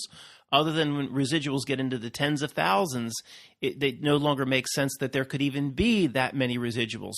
When you have picture after picture of somebody posing in front of the thinker with their hand on their forehead, so you could see if one person got it wrong, but George Bernard Shaw and all these other people got it wrong, these residuals are impossible when you get as many as we have. So it's a psyop. People don't have really, they can't defend that. And even if they could, I would tell these people, in terms of these anchor effects, of which we have, we all have about 5 or so. Most of these things are not that strong anchors with all of us. We might say, yeah, I remember winds of change, but I wouldn't stake all my roulette chips on it. That's not an anchor effect. Wind of change sounds funny to me. Seals and Crofts sounds funny to me. That's another one where Greg and I did a tremendous amount of research. Summer breeze makes me feel fine. Seals and Croft was clearly. We found 100 YouTube videos where the YouTube video was titled Seals and Croft. And guys, I guarantee now you could still find some. What exists today is Seals and Crofts, S and S, plural and plural. But the residuals slowly go away as the reality works to correct itself. How does that happen? And I'm putting it that way because I have no other way to put it. We found hundreds of seals, just Summer Breeze by itself. Seals, and I think the number one video now that presents the old lake video from the 70s still says Seals and Croft. It's the number one video for Summer Breeze. It might be, is it Lake Tahoe? I don't know, but it has that 70s feel to it. We found hundreds of those. And if anything were real, there'd be a few people that made the mistake, put Seals and Crofts, but there wouldn't be hundreds. And then as you go back, the reality works to correct itself. The residuals slowly go away. So the point is, guys, even if somebody can scream psyop, and those that have certain anchor effects can just, why do we need to convince these people? We'd say, look, I know what I know. It's as simple as I know what my middle name is. There's nobody that's going to change my mind on that. If somebody presents a birth certificate that says my middle name is George, well, I don't care. I understand all the history reflects, and all the old pictures of my old dog and my old cats reflect that they were all black. But I know what my dog was. It's that clear. If you had a dog in high school and it was a yellow lab, is there any way that you would misremember that? And that's what an anchor effect is. And somebody could show you, here's pictures of your high school graduation. There's your dog, and it's black. Who cares what pictures you're showing me? I don't care what you show me. The memory is all we have anymore in this fake-ass world. So I don't give a shit what. That's why I don't put any stock into video evidence. And people say, Matt, look at this video from the 7-Eleven job application. Who cares? Anything can be faked. And to me, reality itself in a fluid reality pulls this shit off. It's beyond, just men and women, doing something to, what did they do in Rising Sun? Eddie Sakamura, they showed, or they try to pin it on Eddie Sakamura. It's like Johnny Camilleri. They try to pin on Eddie Sakamura. That is John Mellencamp's wife in the beginning. That is John Mellencamp's wife in the beginning. Eddie Sakamura. He wishes Eddie Sakamura. They try to, it's just manipulation and everything. No, it's not all. The reality itself sees to it. That's a cop-out, Matt, because you can't explain it. You try explaining that. It's like all the masks all the old pictures of 1918, the Spanish event. All these old pictures now, hundreds and hundreds and hundreds of old pictures show everybody in a mask. I don't buy it. I don't, whether they're faked or reality itself saw to it, or it's a retrocausality. When I did the research, the hardcore research, when this thing first started, very, very few pictures of people regarding the 1918 event in a mask. Now they're all over the place. And that could be a more, Matt, don't get too complicated. That is a simple psyop. That's the cabal filtering those images out through Google Images, they want everybody to believe that they all did that. You're right. It could be that simple. I'm not saying a metaphysical reality breakdown when it could be as simple. That would be simple for them to plant that in. I'm just saying it's not always the case. Continuing with, at least in my opinion, what it's not, hear people say, well, Matt, this is a fluid reality video game, virtual reality, and it's maxing out its processing power. It's breaking down, and I don't buy it. I don't buy it. If it was that simple, first of all, it puts reality in terms we can understand. People trying to, the wonders of this world, reality, existence, and people are going to always try to put it into terms they understand, like processing power. And Matt, even you did a video where I was just trying to make a comparison to how the reality works using a computer as the basis of the comparison. People literally come forth with a Mandela effect and say, well, like the processing power is being maxed out and then it's glitching. I don't buy it for a lot of reasons because of how Goldilocks it is, how subtle it is. Something's changed, but you can never prove it. It's never blatant, like Mr. T becoming Mr. F. If it was glitching out, then the mistakes would be radical mistakes.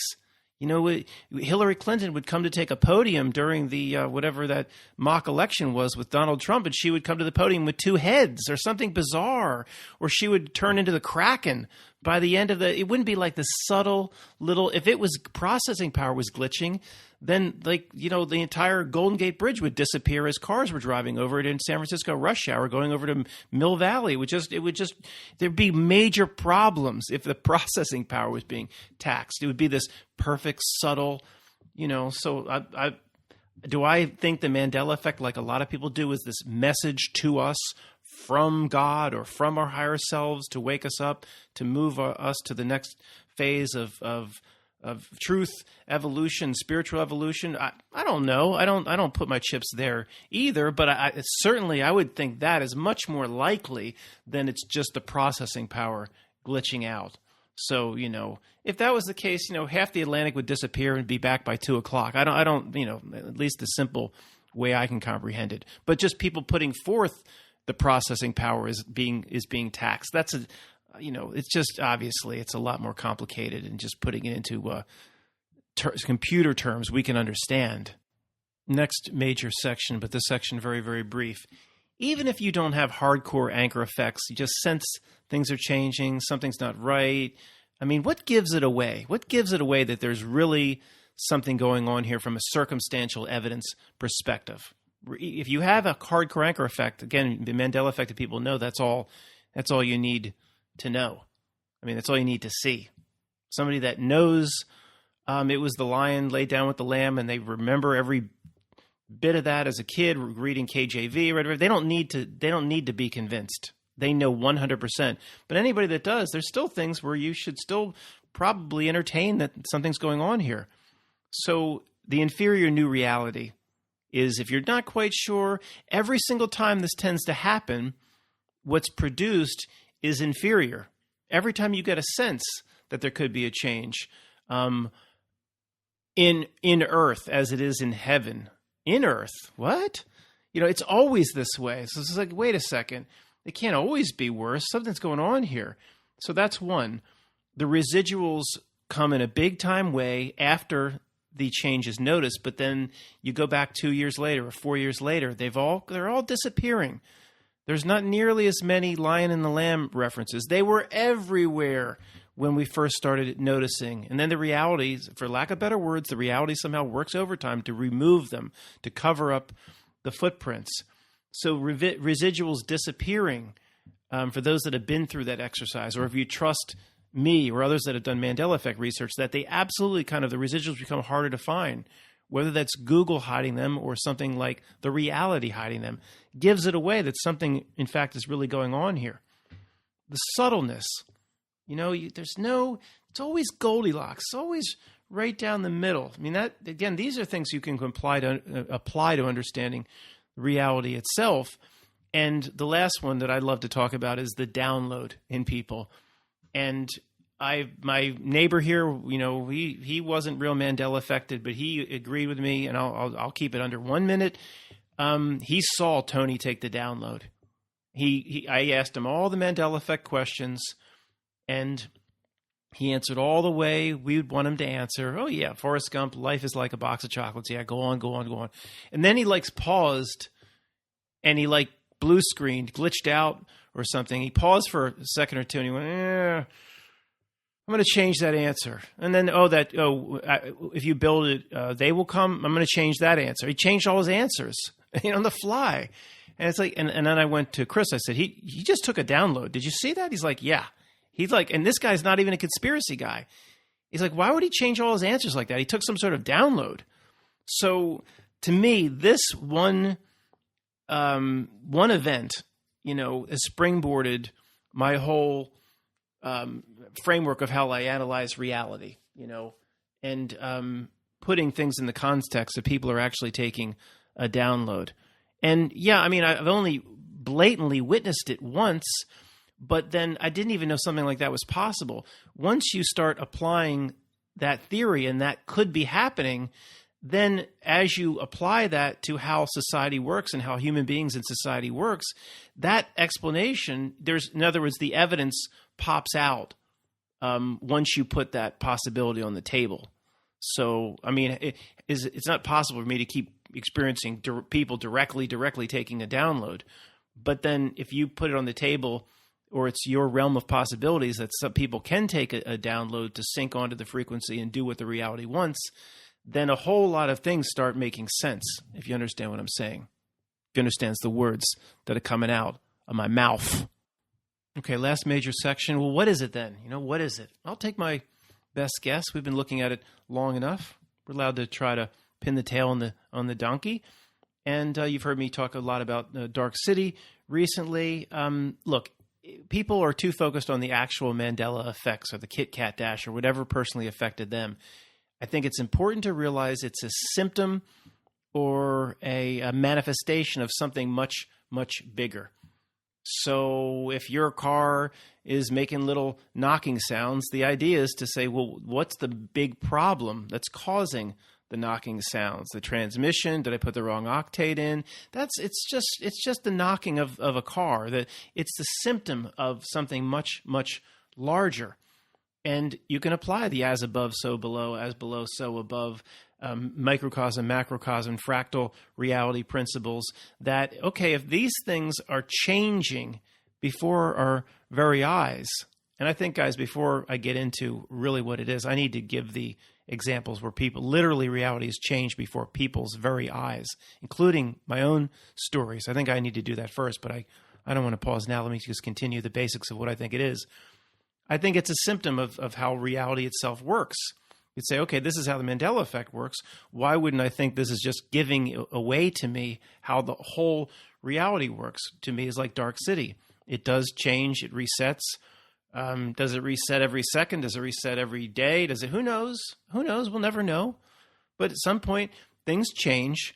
Time is an illusion. Time doesn't exist. A linear time, and we can only affect the future. That's just some game your idiot senses play on you. To me, it's like, major events can ripple back and ripple forward. If you're Mandela affected, you see that the changes reflect back through all of time, with the exception of residuals, which to me, the residuals, if it was this perfect reality where then everything would immediately reset, it wouldn't make mistakes. To me, residuals are mistakes, and then it seems to try to work at correcting the mistakes or the residuals. But the residual is such a big factor. If you're going to make a determination or a best guess as to what the Mandela Effect is, you have to use the huge, you have to use what we're given. And the residuals are just so overwhelming that has to be a factor in trying to figure out what the Mandela Effect is. So I don't think if you're Mandela affected for a Kit Kat dash, you remember the thinker like George Bernard Shaw did, putting his fist to his forehead, that doesn't mean that, then you can see through everything. If you can see one thing, you can see them all. I don't think so. I think a lot of things reset, change. and the human being just goes along with the changes. The human being is reset.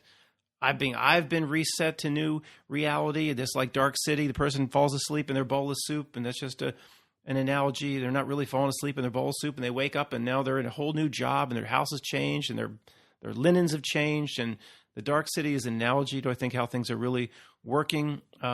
Things are probably changing all the time, and we're not seeing 99% or millions of things we don't see. We just say, it just seems like, there was an old show called Mr. Ed. It was like a talking horse or a talking mule or whatever, the Mr. Ed show, and that's always been around. And that, I'm saying it's possible that might have been around just as of today. In other words, reality reset, and part of the reality reset is now the Mr. Ed show existed. I mean, it's a bad example, but it seems like us, it's always been there. Who knows? Maybe it wasn't there yesterday. I'm saying there's probably thousands or tens of thousands of things where we're going along with it. Just because we can see through one thing, we don't see through it all. But there's certain things, for whatever reason, this is where it's called anchor effects that are close to certain people. Certain things where it just is too blatant, where we say, wait a second, I know that wasn't like that in my old reality. But the key point here is, just because I can see, if I'm sure about my 5 anchors, and I should tell you what my 5 anchors are, I guess, at the end. If I'm sure, that doesn't mean I can see through every Mandela effect and there could be thousands of things a second resetting if you want to think big enough in reality. And we're all going along with it. Well, how would that work, Matt? I don't know. I don't think there's a lot of shit we're not going to figure out in this avatar. You know how dumb coming into the avatar, the body, how foggy the brain is. You can't remember what you had for breakfast. You know how dumb this incarnation is, or what you agreed to. I mean, talk about fighting an uphill battle in terms of trying to become intelligent. In addition to that, the poisons in the water, the fluoride, the dumbing of. I mean, just we're so dumb in this incarnation, and we're fighting against everything they do here to make us dumber. They're trying to make us dumber. So it's so hard there's so many unanswered questions that we're never going to understand until we get out of here. So, Matt, take DMT, you'll be able to see everything. How do you know that's not part of the reality trick? People are so sure, they take the DMT and their ayahuasca, and they're so sure that that's what's real. Like sending them into some sort of dreamscape. Like, so the reality is so dumb that it's getting basically everything perfect. A few mistakes like the Mandela Effect and fake, really bad catastrophe thespians with bang bang events. But the reality is going to be so dumb, the whole trick of this reality, that all you got to do is pop a certain pill and then you'll be able to see through everything. Does that make sense? I mean, maybe. Matt, you've never done it, so you don't know. Maybe. But it's also, can you at least keep on the table that that's also part of the trick? And the reality, maybe you didn't just outsmart it. Maybe it knows what it can present to you. Maybe when you put that substance in, just keep it on the table. It's right. I mean, I don't know, but I know enough to keep both sides on the table. The people that say there's just a pure insight into reality taking ayahuasca or DMT. Well, how would you know that? Of course, it seems that way, but when you're in a dream, it seems real too. So whatever, we could go round and round on this shit forever. As of now, there is no correlation between, in my opinion, spiritual progression and understanding the true nature of yourself, or seeing through the lie and ruse of society and the presentation through the media and government. If you can see fake events on the news, there doesn't seem to be any correlation. And I really would hope there was. But people could come over here and they say, Matt, the 7-Eleven job application, that morning I saw right through it, and this and that, and they see through everything, even maybe years before I did, many years before I did, and they just say, I'm just not Mandela affected. You guys make some compelling arguments. I consider myself to be open-minded, but I just can't go there. There's no correlation. It doesn't mean there's a certain segment of the Mandela Effect community be like, we're the highest level. If you're Mandela affected, then you really are. You're spiritually higher than everybody else, and there's no evidence of that. We all bring different things to the table, perceptions. People that I've corresponded with, they can, they can see auras and they do different things, and I don't bring those things to the table, but I bring different things. We all bring different things to the table. And it's just there's no somebody that's Mandela Effect can't be like, oh, I'm more advanced down the sliding scale than others in the truth community. No evidence of that as of this point. What can we do? What should we do? Well, if certain changes of reality are appearing to those that are Mandela affected, I don't think we should run from it. I think we should do just the opposite. We should tell ourselves, train ourselves, have the conscious mind talk to the unconscious or subconscious mind that there are changes occurring here all the time.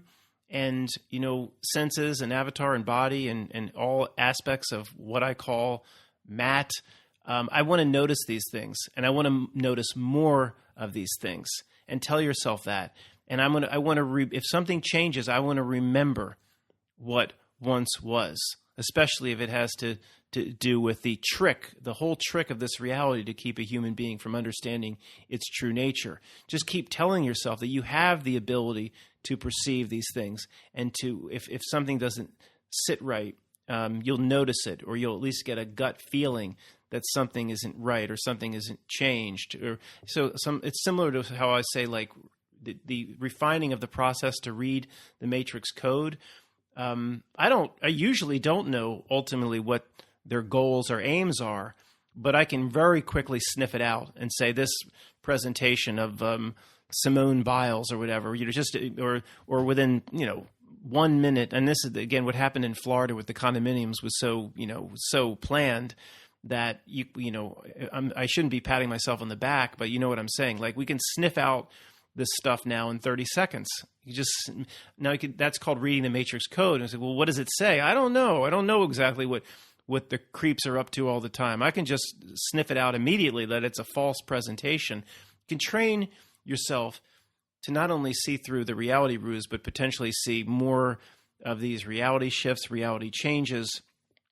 Keep telling yourself that you have the ability to see this and to notice and to remember what once was. And it, it takes time, but it feeds off itself, and you'll hone your skills to be able to, more and more things will be put into the right place, if I describe that properly.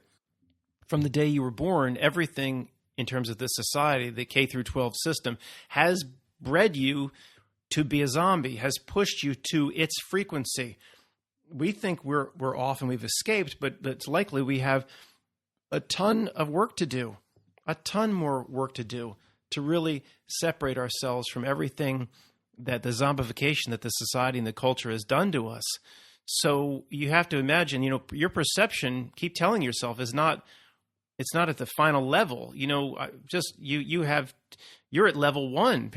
Tell yourself you have 10 more levels in terms of sight, the sight of what's not right in the world, of truth, of understanding yourself. There's so much more to learn, and keep telling yourself every day to hone your senses and your perceptions to be able to refine all of this stuff. And then the whole ruse of the reality through its culture and society will melt and melt away to much greater degrees. We think we've kind of won now. I think there's a whole lot more we can do here. Okay, if what I just presented doesn't make a whole lot of sense, let's just look at one simple example. Would you agree, if I ask you this question, would you agree that this system here, is trying to move a human being closer to technology or away from technology? Well, it's the simplest question of all time. Of course, technology taking over for everything. You can't even decide on your own to buy your own milk. Your refrigerator will order it. People merging with their phones with their head in it. Of course, it's a middle step or a first few steps towards actually merging with the machine, merging with the technology. And Johnny Depp So, Matt, why did you ask such a simple question? Let's just sometimes focusing on the obvious is the biggest revelations. Of course, they can't put the phone into your brain right now, but putting the phone up to your ear is getting close. They want everybody moving closer to that. Now, would you say, of course, that moving towards the digital, moving human beings and your life towards the digital, towards technology, towards human augmentation, or whatever they're going to do, chip you up, do you think that would help your perception of seeing through the ruse of reality, of seeing through reality, dark city changes? Do you think it would help you see the fluid reality and what's really here? Or do you think it would put you, or it would hide those things, what the culture or society or the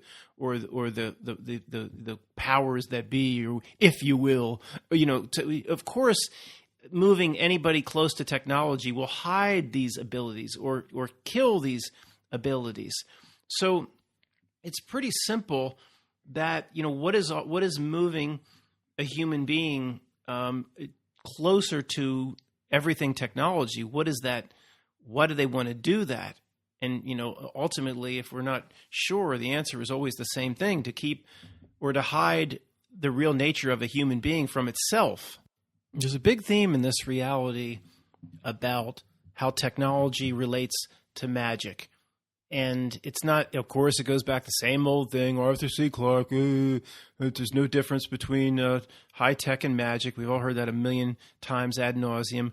But the theme to notice is why is the technology taking over for the magic? And it's even presented in the new horrible He-Man animation, or Masters of the Universe, where the magic of whatever that realm is fading, and then in whatever her name is, who now has replaced He-Man as the star of that show, she has technology. I've only seen a few episodes, but the technology as a replacement to the magic. What is again, we're straying a little bit off the original Mandela Effect purpose for this video, but what's the purpose of that? I mean, the technology, I think, even though Arthur C. Clarke says they're indistinguishable in terms of how the creeps can use them, the technology is more foolproof. If they can get people to merge with their technologies, then that completely removes a human being from its spiritual side, and maybe its bridge out of here. Where maybe in the past they didn't have the technology, but they had the magic, which, you could just say the reality buttons and levers, then they probably, you could say they've hidden that from the masses, or they'll never tell you in school what your real abilities could be in K through 12. But if they're still using their magic, that's something that anybody can go and tap into.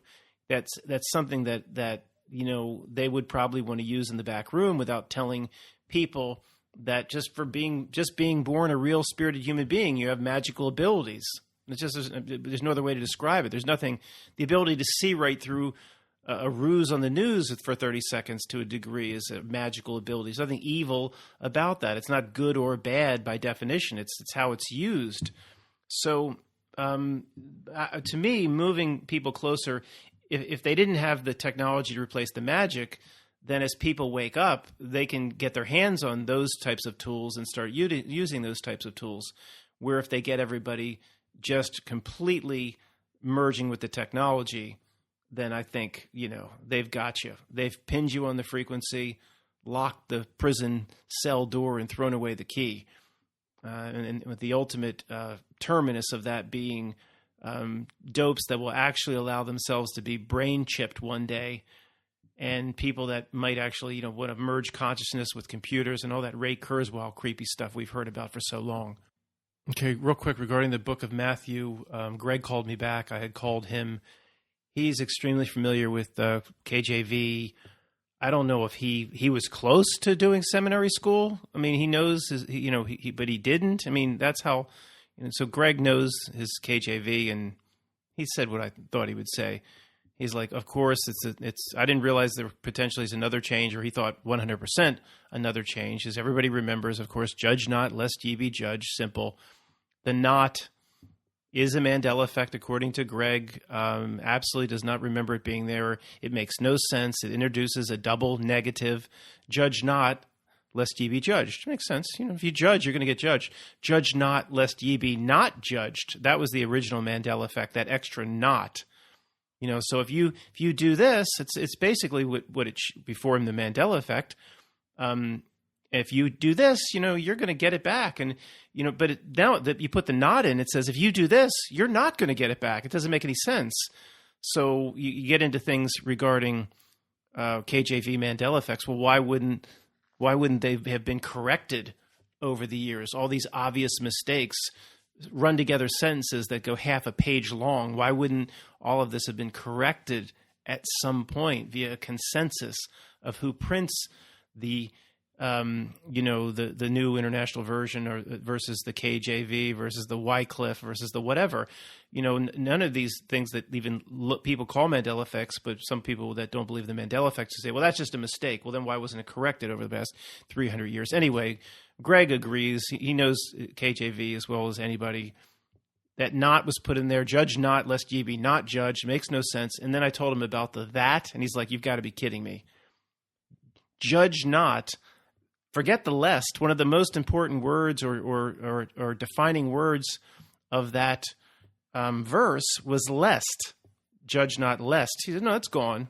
And I pulled out my old KJV and looked, and it's gone. Judge not that ye be not judged. That. At least it didn't, insert. It likes to, the Mandela effect will insert words like unicorn and bake meats. At least it didn't. It's using at least just a normal word that. But Greg's like, no. It was lest. Obviously, I'm going on and on and on. Sorry, but certainly looks like. So I guess we'll add to the rules in the Mandela effect. Just because there's been a change doesn't mean it's not going to change again. And wouldn't that lead one to believe maybe these changes in reality itself happen a whole lot more frequency than just what we believe or what we notice? Okay, my Mandela effects, or my anchors, in other words, where I just know. Some seem trivial, whatever. Interview with a vampire. 100%. Not 99, whatever. It was interview with a vampire versus the 100%. The Mona Lisa is an anchor to me, but I'm not as confident as Interview with a Vampire.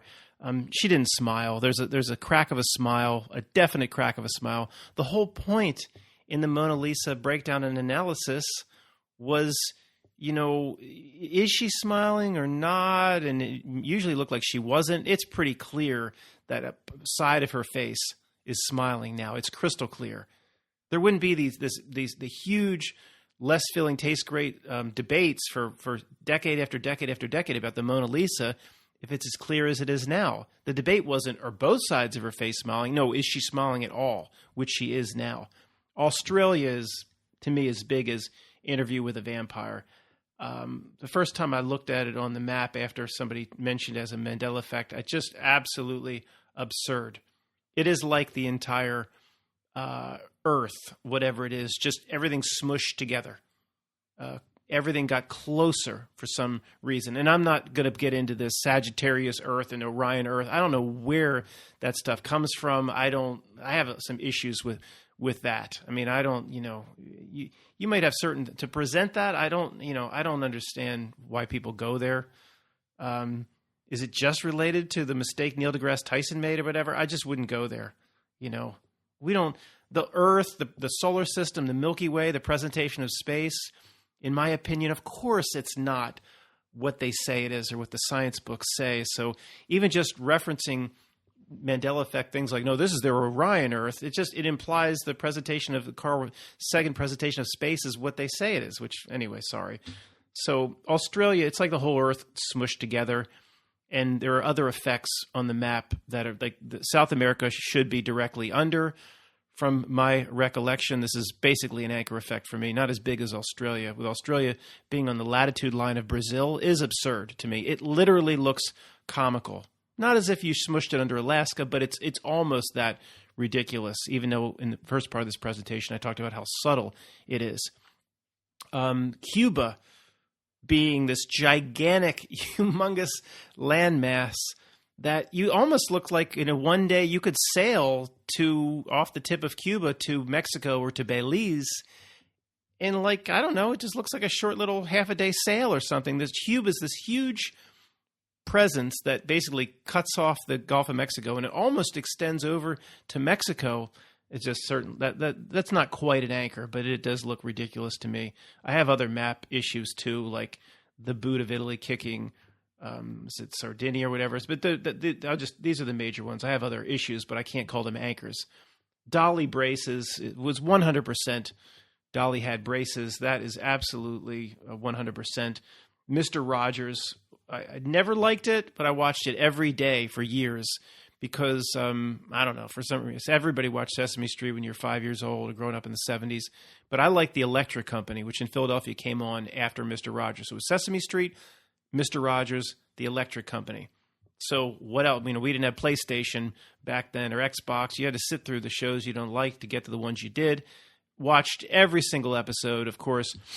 It's a Beautiful Day in the Neighborhood was what everybody remembers. To me, it's 100%.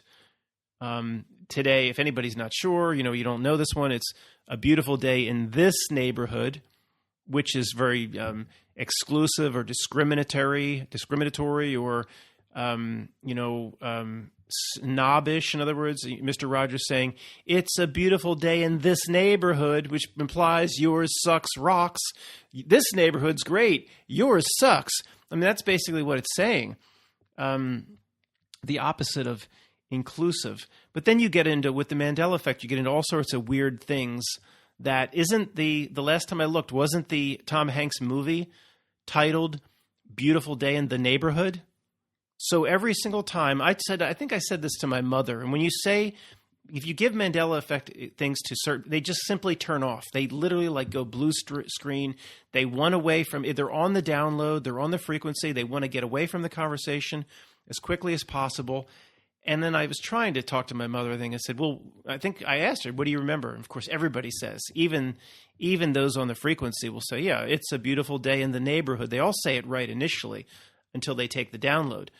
And the download will overwrite their reality. Either they'll then say, like Tony, they'll sync up to the current reality and they'll change their answer. No, I'm going to change my mind. It's a beautiful day in this neighborhood. Or the other part of the download is they'll just run from the topic. That's what my mother did. I don't want to talk about this anymore or this or, and I said, well, wait a second. Don't you think it's odd? First of all, he never said that. Well, I don't know. Do you remember all the episodes? I'm like, yeah, we've looked into it. He never said it's a beautiful day in the neighborhood. He never said what people remember. Okay, forget that. I said, don't you think it's odd that the Tom Hanks movie, it's titled? The last time I looked, maybe it changed, but I'm not going to look up now. I've got it in this video. I think the Tom Hanks movie is called Beautiful Day in the Neighborhood. So I said to her, why would you title a movie so the movie people didn't even know what the most famous and iconic part of the song is? They got it wrong, and they just blue screen. They don't want to talk about it. Oh, I don't know. That's you and your conspiracy. And then they just, want to, I don't know, walk around the corner and then pretend it never happened. That's the other download effect. It's like, engage with new reality answer and argue vehemently for it has always been this, or just run away. It's like a video game selection. Run away. And that's what a lot of people do as well. The A-Team is a big one for me. Don't remember, no half gray van, but is that an anchor? Could I have missed it? Watching every single episode of the A-Team is my favorite show in 7th grade because I have missed it, maybe. But the funny thing about there's always these residuals. There's all sorts of toys that you can buy that are all black. So you're going to spend the time to produce a toy, get a Chinese manufacturer to manufacture, do all this stuff with a toy, try to get it in to Kitty City. They don't have any more Toys R Us or whatever they have now. In my day, it was Kitty City. You're going to do all this work, and you're going to get it wrong. You have to even license it from the owners who own the A-Team, whatever TV studio. So you're going to get it wrong. A lot of the toys are still all black. It's just weird. Now, if you look now, most are gray. But when you first did the research, the residuals were all over the place. The residuals, as I say, slowly disappear over time, which is a reality, giveaway in and of itself. You want to determine what this reality is all about. So what's the last few here? Sally Field or Fields, whatever it is. That's not, I don't know what her name was, Reeve or Reeves. I'm talking about what she said after she won the Oscar. And this to me is 100% anchor. She said, you like me. You really like me. Ah! Now she says, somebody's crying out like, what does she say now? She says, you like me right now. You like me. Or she says, right now, the right now. People are like, what? And there's been so many memes. I mean, even there's still tremendous residuals on this. The reality can't correct all this stuff. It's even in The Mask, or the Mask, the movie with is it Jim Carrey? And there's all these memes, quotes from TV shows, quotes from movies where they make fun of it. And they go, you like me. You really like me. So the Mandela Effect haters, I'd say to them, so every movie that quotes her got it wrong. Every TV show got it wrong. And then, of course, they'd have a way. It's Goldilocks reality. They'd always have a way to latch on to what the part that they want to latch on. So, Matt, don't you understand how things work? Once, just like Luke, I am your father. Once something gets out and is actually more accepted than what's actually in the movie, then that becomes mainstream. They would always have a way to explain it away. They're always going to be able to call forth a script. So, just think of when you were trying to convince people about how fake the news presentation is on this thing now, or what Jeff Bezos didn't do, and we don't expect them to see the Mandela Effect, right? We don't get upset at them. So I don't think there's really any difference in terms of they can't see the fake events on the news. Everything's completely normal with how they're presenting and going about the sea. We shouldn't get upset at them either, because it's the same thing, in my opinion. How they're, hopefully the people around us are real soul and spirited beings, but how they're interpreting it through the filter is no different than the Mandela Effect. Just, they can't see that, so why get upset at them when they can't see that the kid got it in the neck and then he went out and pitched? To me, there's really no difference. It's just understanding how reality itself works. So I'm not going to get upset at anybody because I know they can't see the Mandela Effect. When we first started talking to people about the Mandela Effect, it was 2016 when it hit hard. We were kind of really miffed at people. Like, what do you mean? Like, we couldn't understand where some of their answers were coming from. We know so much more now. We were saying, I remember being in the car driving back from a restaurant in 2016. My mother, my stepfather, I guess Pam went out with us. My mother takes Pam out once or twice a year. And I said, okay, everybody knows this one. I said, my stepfather, John, you grew up in Catholic school. What animal lies down with the lamb? He's like, I don't know. The lion. I said, the lion and the lamb. I don't know. It was all vague to him. He's like, I don't know. I'm like, what? Like, we didn't realize. We thought everybody would be able to see, but we learned very quickly. Almost nobody could see, and it was tough. It was very tough on us for about a year. So it's just understanding that. What are you talking about? You don't remember this because these anchor effects were so clear to us. One part of the ME that people just dismiss as being trivial is all the spelling mistakes. And to me, this is much more big or significant than the people that'll quickly blow it off. And I'm not just talking about Febreze. I'm talking about, let me present this the right way. When you have old brands like Tidy Bowl, okay, Tidy Bowl is, what is it? TY-D- I had to look it up. That's when I'm turning my head. BOL. TY-D-BOL. And I guess you look into this, and it's always been TY-D-BOL? Just BOL, not bowl? See, here's the problem. There's a percentage of people going, well, what's the problem? The problem is you have to understand, I'll use that under age 35 thing again. Before the internet, the yellow pages was everything. You would never intentionally misspell your brand unless it was just humongous aid in your marketing. You'd never do it because people would find you via the yellow pages.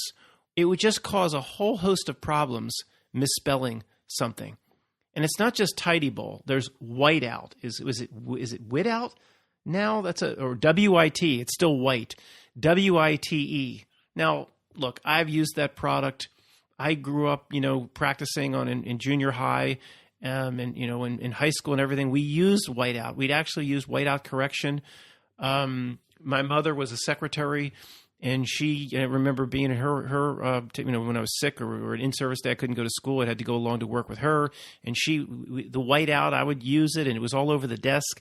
To me, it was always WHITE. I can't say that's an anchor effect, but this is just a phenomenon of if you have an old brand that's 10, 20, 30, 40, 50 years before the internet, you would never, and I mean never, intentionally spell it wrong.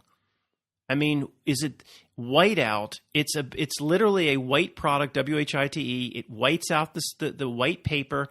There's no reason in the world you would ever choose to make your company name WITE-out. And apparently it's always been that. WITE-out. Somebody in the initial meetings would be like, wait a second, they're not going to find us in the yellow pages, or suppliers could have issues. It was all done via alphabetical order and records, and how they might, everybody, how many tens of thousands of people to find the name of the company, or even, the whiteout is at this convention in New York City and hotels, or you're going to constantly struggle to find the company, the group, because everybody's going to resort to WHITE. You would never choose a misspelling, never, from a marketing perspective, unless it was just massively important to your sales effort. And you could offset the 10 to the 10 power hassle it would be in terms of people not finding you, or at least initially turning to the wrong pages of the yellow pages. Or again, it's not just about, well, Matt, somebody's screaming at me, why would anybody go to the yellow pages to buy whiteout? You're not making any sense. There's more to it than running a business than just somebody buying the product down at the local Rite Aid farm. There's suppliers, there's trucking companies that need to reach you. There's all sorts of people you do business with that need to find your phone number. There's reporters. There's a whole host of things.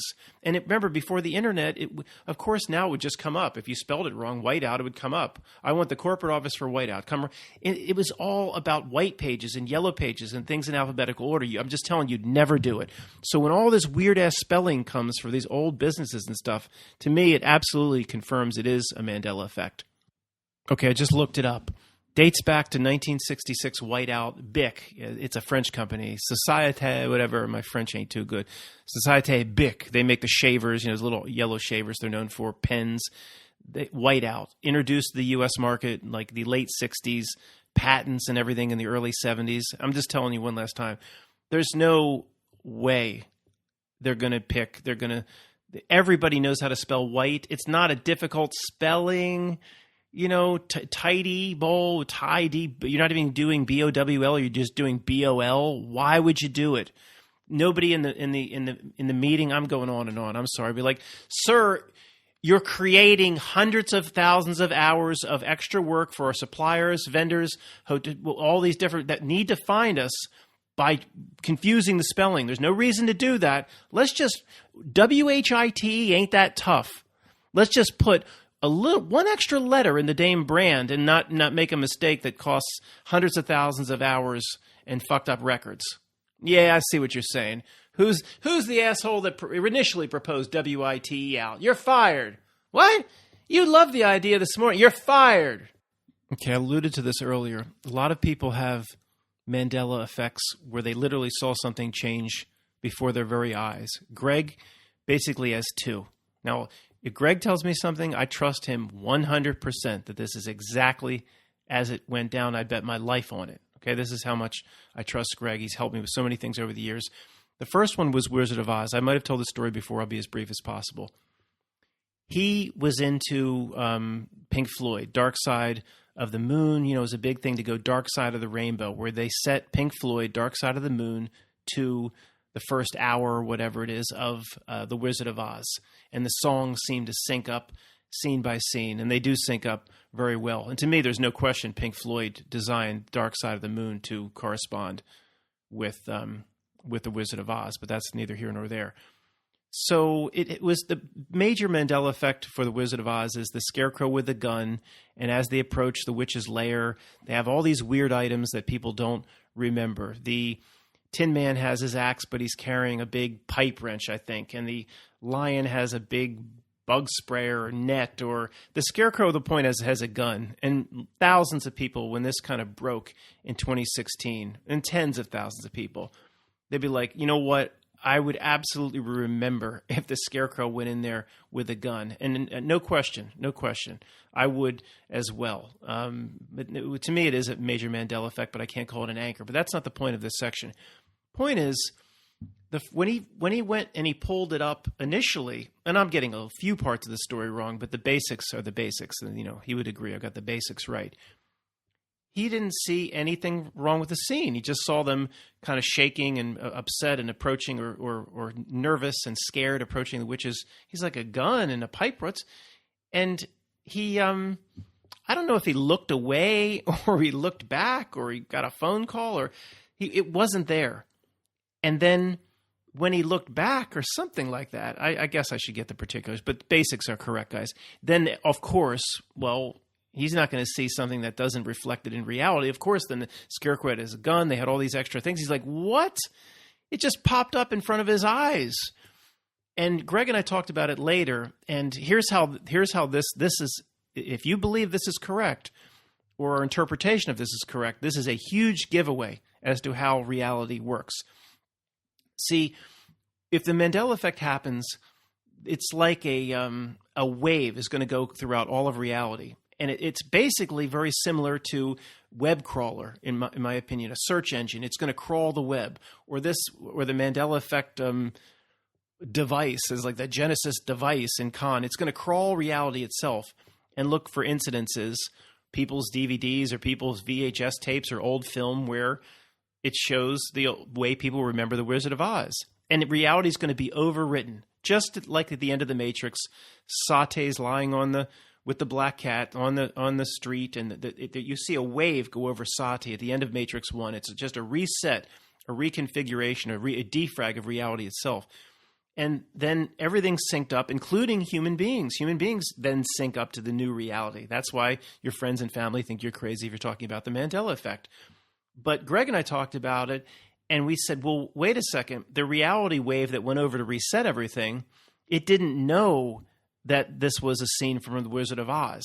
I'm like, well, wait a second. How didn't it know? And it didn't have the right markers.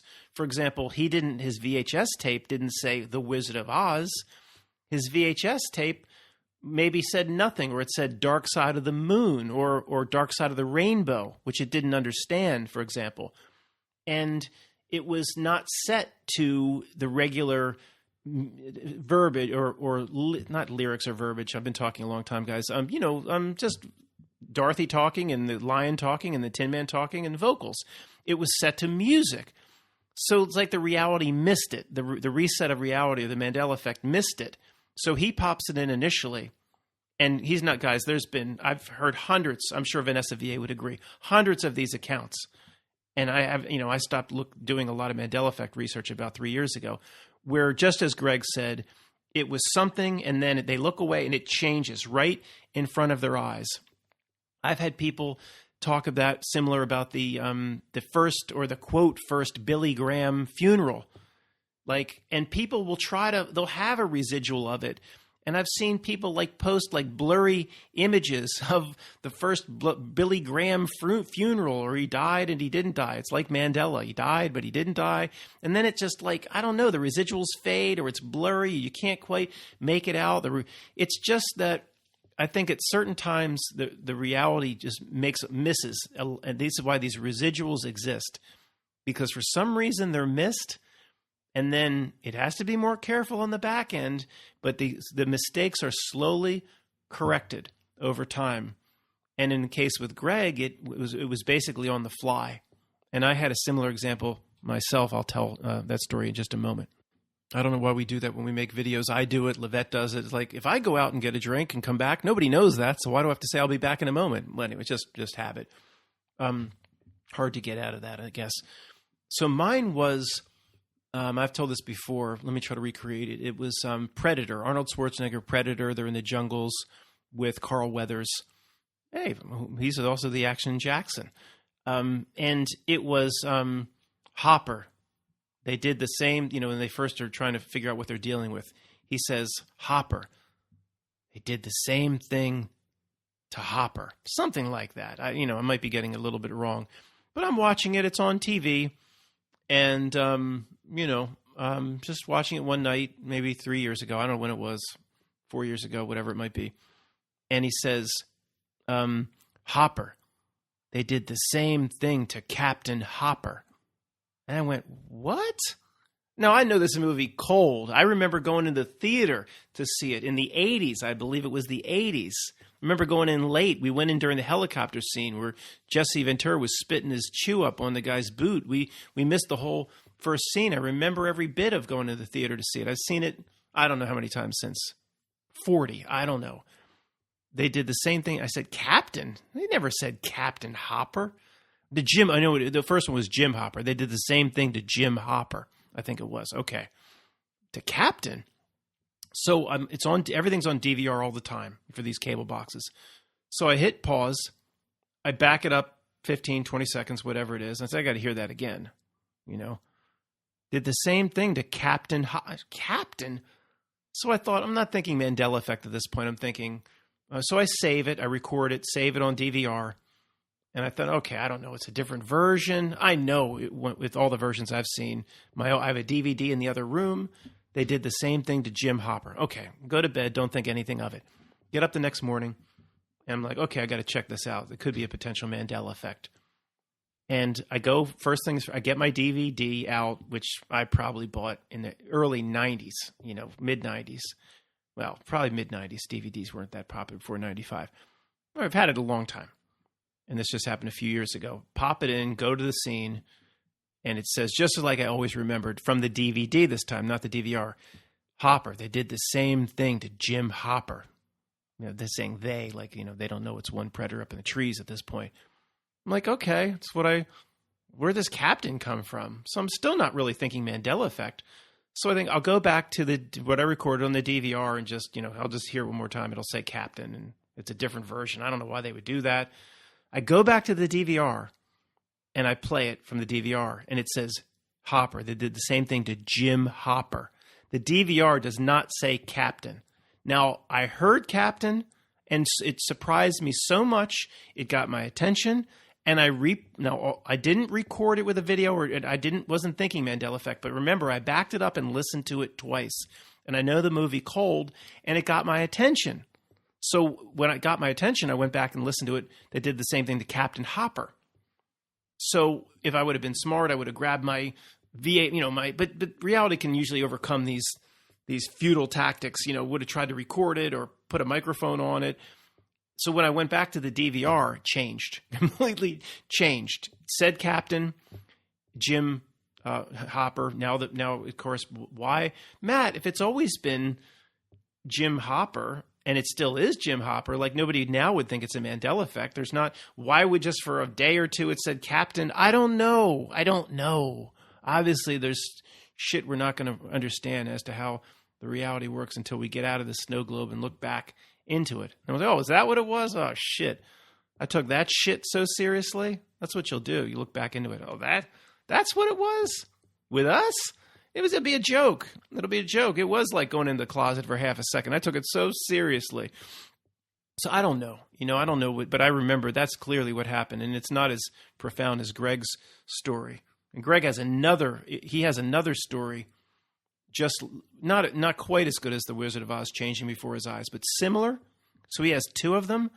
But again, this is about honing your perceptions. This is somebody that saw the 7-Eleven job application the day of and just said, this can't happen. There's something going on here that we're not being told. So his perceptions were, we can continue to do this. And you as you tell yourself to look for this, and the reality can't hide this stuff from you, and keep telling yourself that and believe it. You'll see it. It'll start to come out. It might take years to hone these skills, but you will get them. The other one I had was with Billy Joel's Piano Man. It wasn't nearly as profound as the Predator one. I'll be as brief as I can. I think Moneybags, was his channel name, was it Moneybags 63 or 70?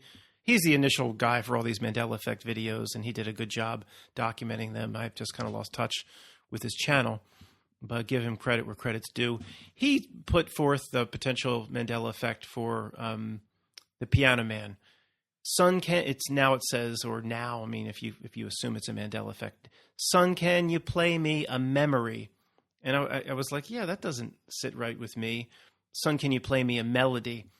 So I didn't watch much of the Moneybags. Is it Moneybags 73? I forget the number, but I didn't watch as much of the video as I should, or I didn't stick with it. I just went over the Billy Joel's video and I started watching it. And it said, son, can you play me a melody? And I'm like, well, I just saw this. It says melody. Why is Moneybags talking about memory like it's some Mandela effect, and it's still a melody? So I guess maybe I went back to the Moneybags video. I don't know. I came back to the Billy Joel video, and this is very similar to what happened with Predator. Just a few minutes later, and Billy Joel says, "Son, can you play me a memory?" It like changed in just a few minutes. Now, okay, it's possible I heard what I wanted to hear, just like with that California Dream. And a lot of people hear what they want to hear, so I went in to pray. There's two different ways you can hear the California Dreaming song. So maybe that's what happened to me with Billy Joel. But it hit me pretty hard. It wasn't nearly like the Captain Hopper thing. I just wanted to mention that one as well. But they're the only two things that have happened to me. I haven't had anything like what happened to Greg and some of you. Okay, guys, let me close with this section. And many of you will disagree, but I'm going to go here, and I'm not sure I'm ever going to go back. And let me use what's going on in the truth community now as an example, just one example of where I'm going now with reality's fluid. It changes. It's not very real, and I'm never going to treat it like it's very real. So for years, just as one example, I'm not picking on the people that make these videos. This is the best example to use and relate it back to what I believe I'm learning about reality based on the Mandela Effect. It's an apt or appropriate example for now. For years, many YouTube channels, I've done it myself. This cathedral could not have been built per what was available at the time. The Taj Mahal could not have been built. Impossible structures. The World's Fairs. Okay, we've seen them all. Okay, great. Erie Canal could not have been built. But now, pendulum swings back. Different YouTube channels saying, wait a second. People, this video shows people can move 10,000-pound blocks, and there probably was techniques to build these things. Okay, to me, it's the immediately reality. We're then doing what the reality wants. We're getting right down in the weeds. This is where I am, and again, it's what I kind of say. Some people call it a cop out. I haven't had too many people come to me directly saying it's a complete cop out, but here's where I'm going with this. In terms of the heavy structures, the Great Pyramids, the architecture. If you are, and you've heard me say it before, but I'm going to close on this. If you are Mandela affected, and in some way, even if you only have one anchor effect, you've seen reality completely shift, even if it's just a Kit Kat dash, and that's all it is. And there's no dash today, but 100% that's all your grandmother bought. You stared at that dash for years. You know that, and there's no record of it in any known reality today. There is no difference, in my opinion. I don't understand why this, this to me is, once you get into a certain state, this is easy to accept. There's no difference between the Great Pyramid and a Kit Kat dash. If one tiny little bit of reality completely shifted and the entire historical record is overwritten in an instant based on everything you know, then why would I assign more stock and value to the Great Pyramid? There is no difference, in my opinion. If reality can change a Kit Kat dash, it can put a fucking Great Pyramid in there with no difference. Just because one's heavy, really? That's a fish in a fish tank. Possible explanation of understanding how the filter works and how the heater works. There's no difference to me. So it's the same thing. All this endless debate of how this stuff could be built.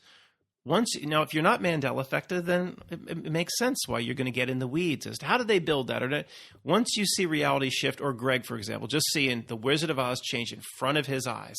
And every time after that, he loaded that videotape. Of course, it had the gun. It had all the stuff.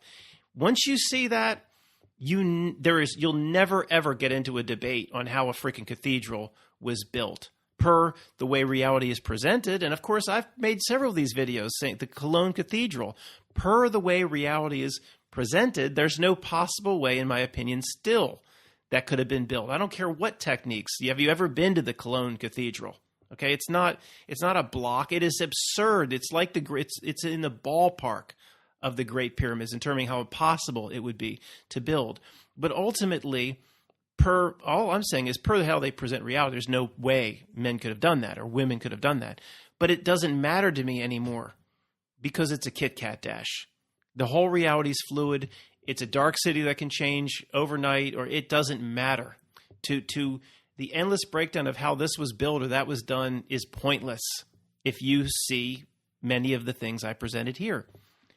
If you don't see any Mandela effects and you've stuck with me this long, that's pretty amazing. You're very open-minded, and I give you credit.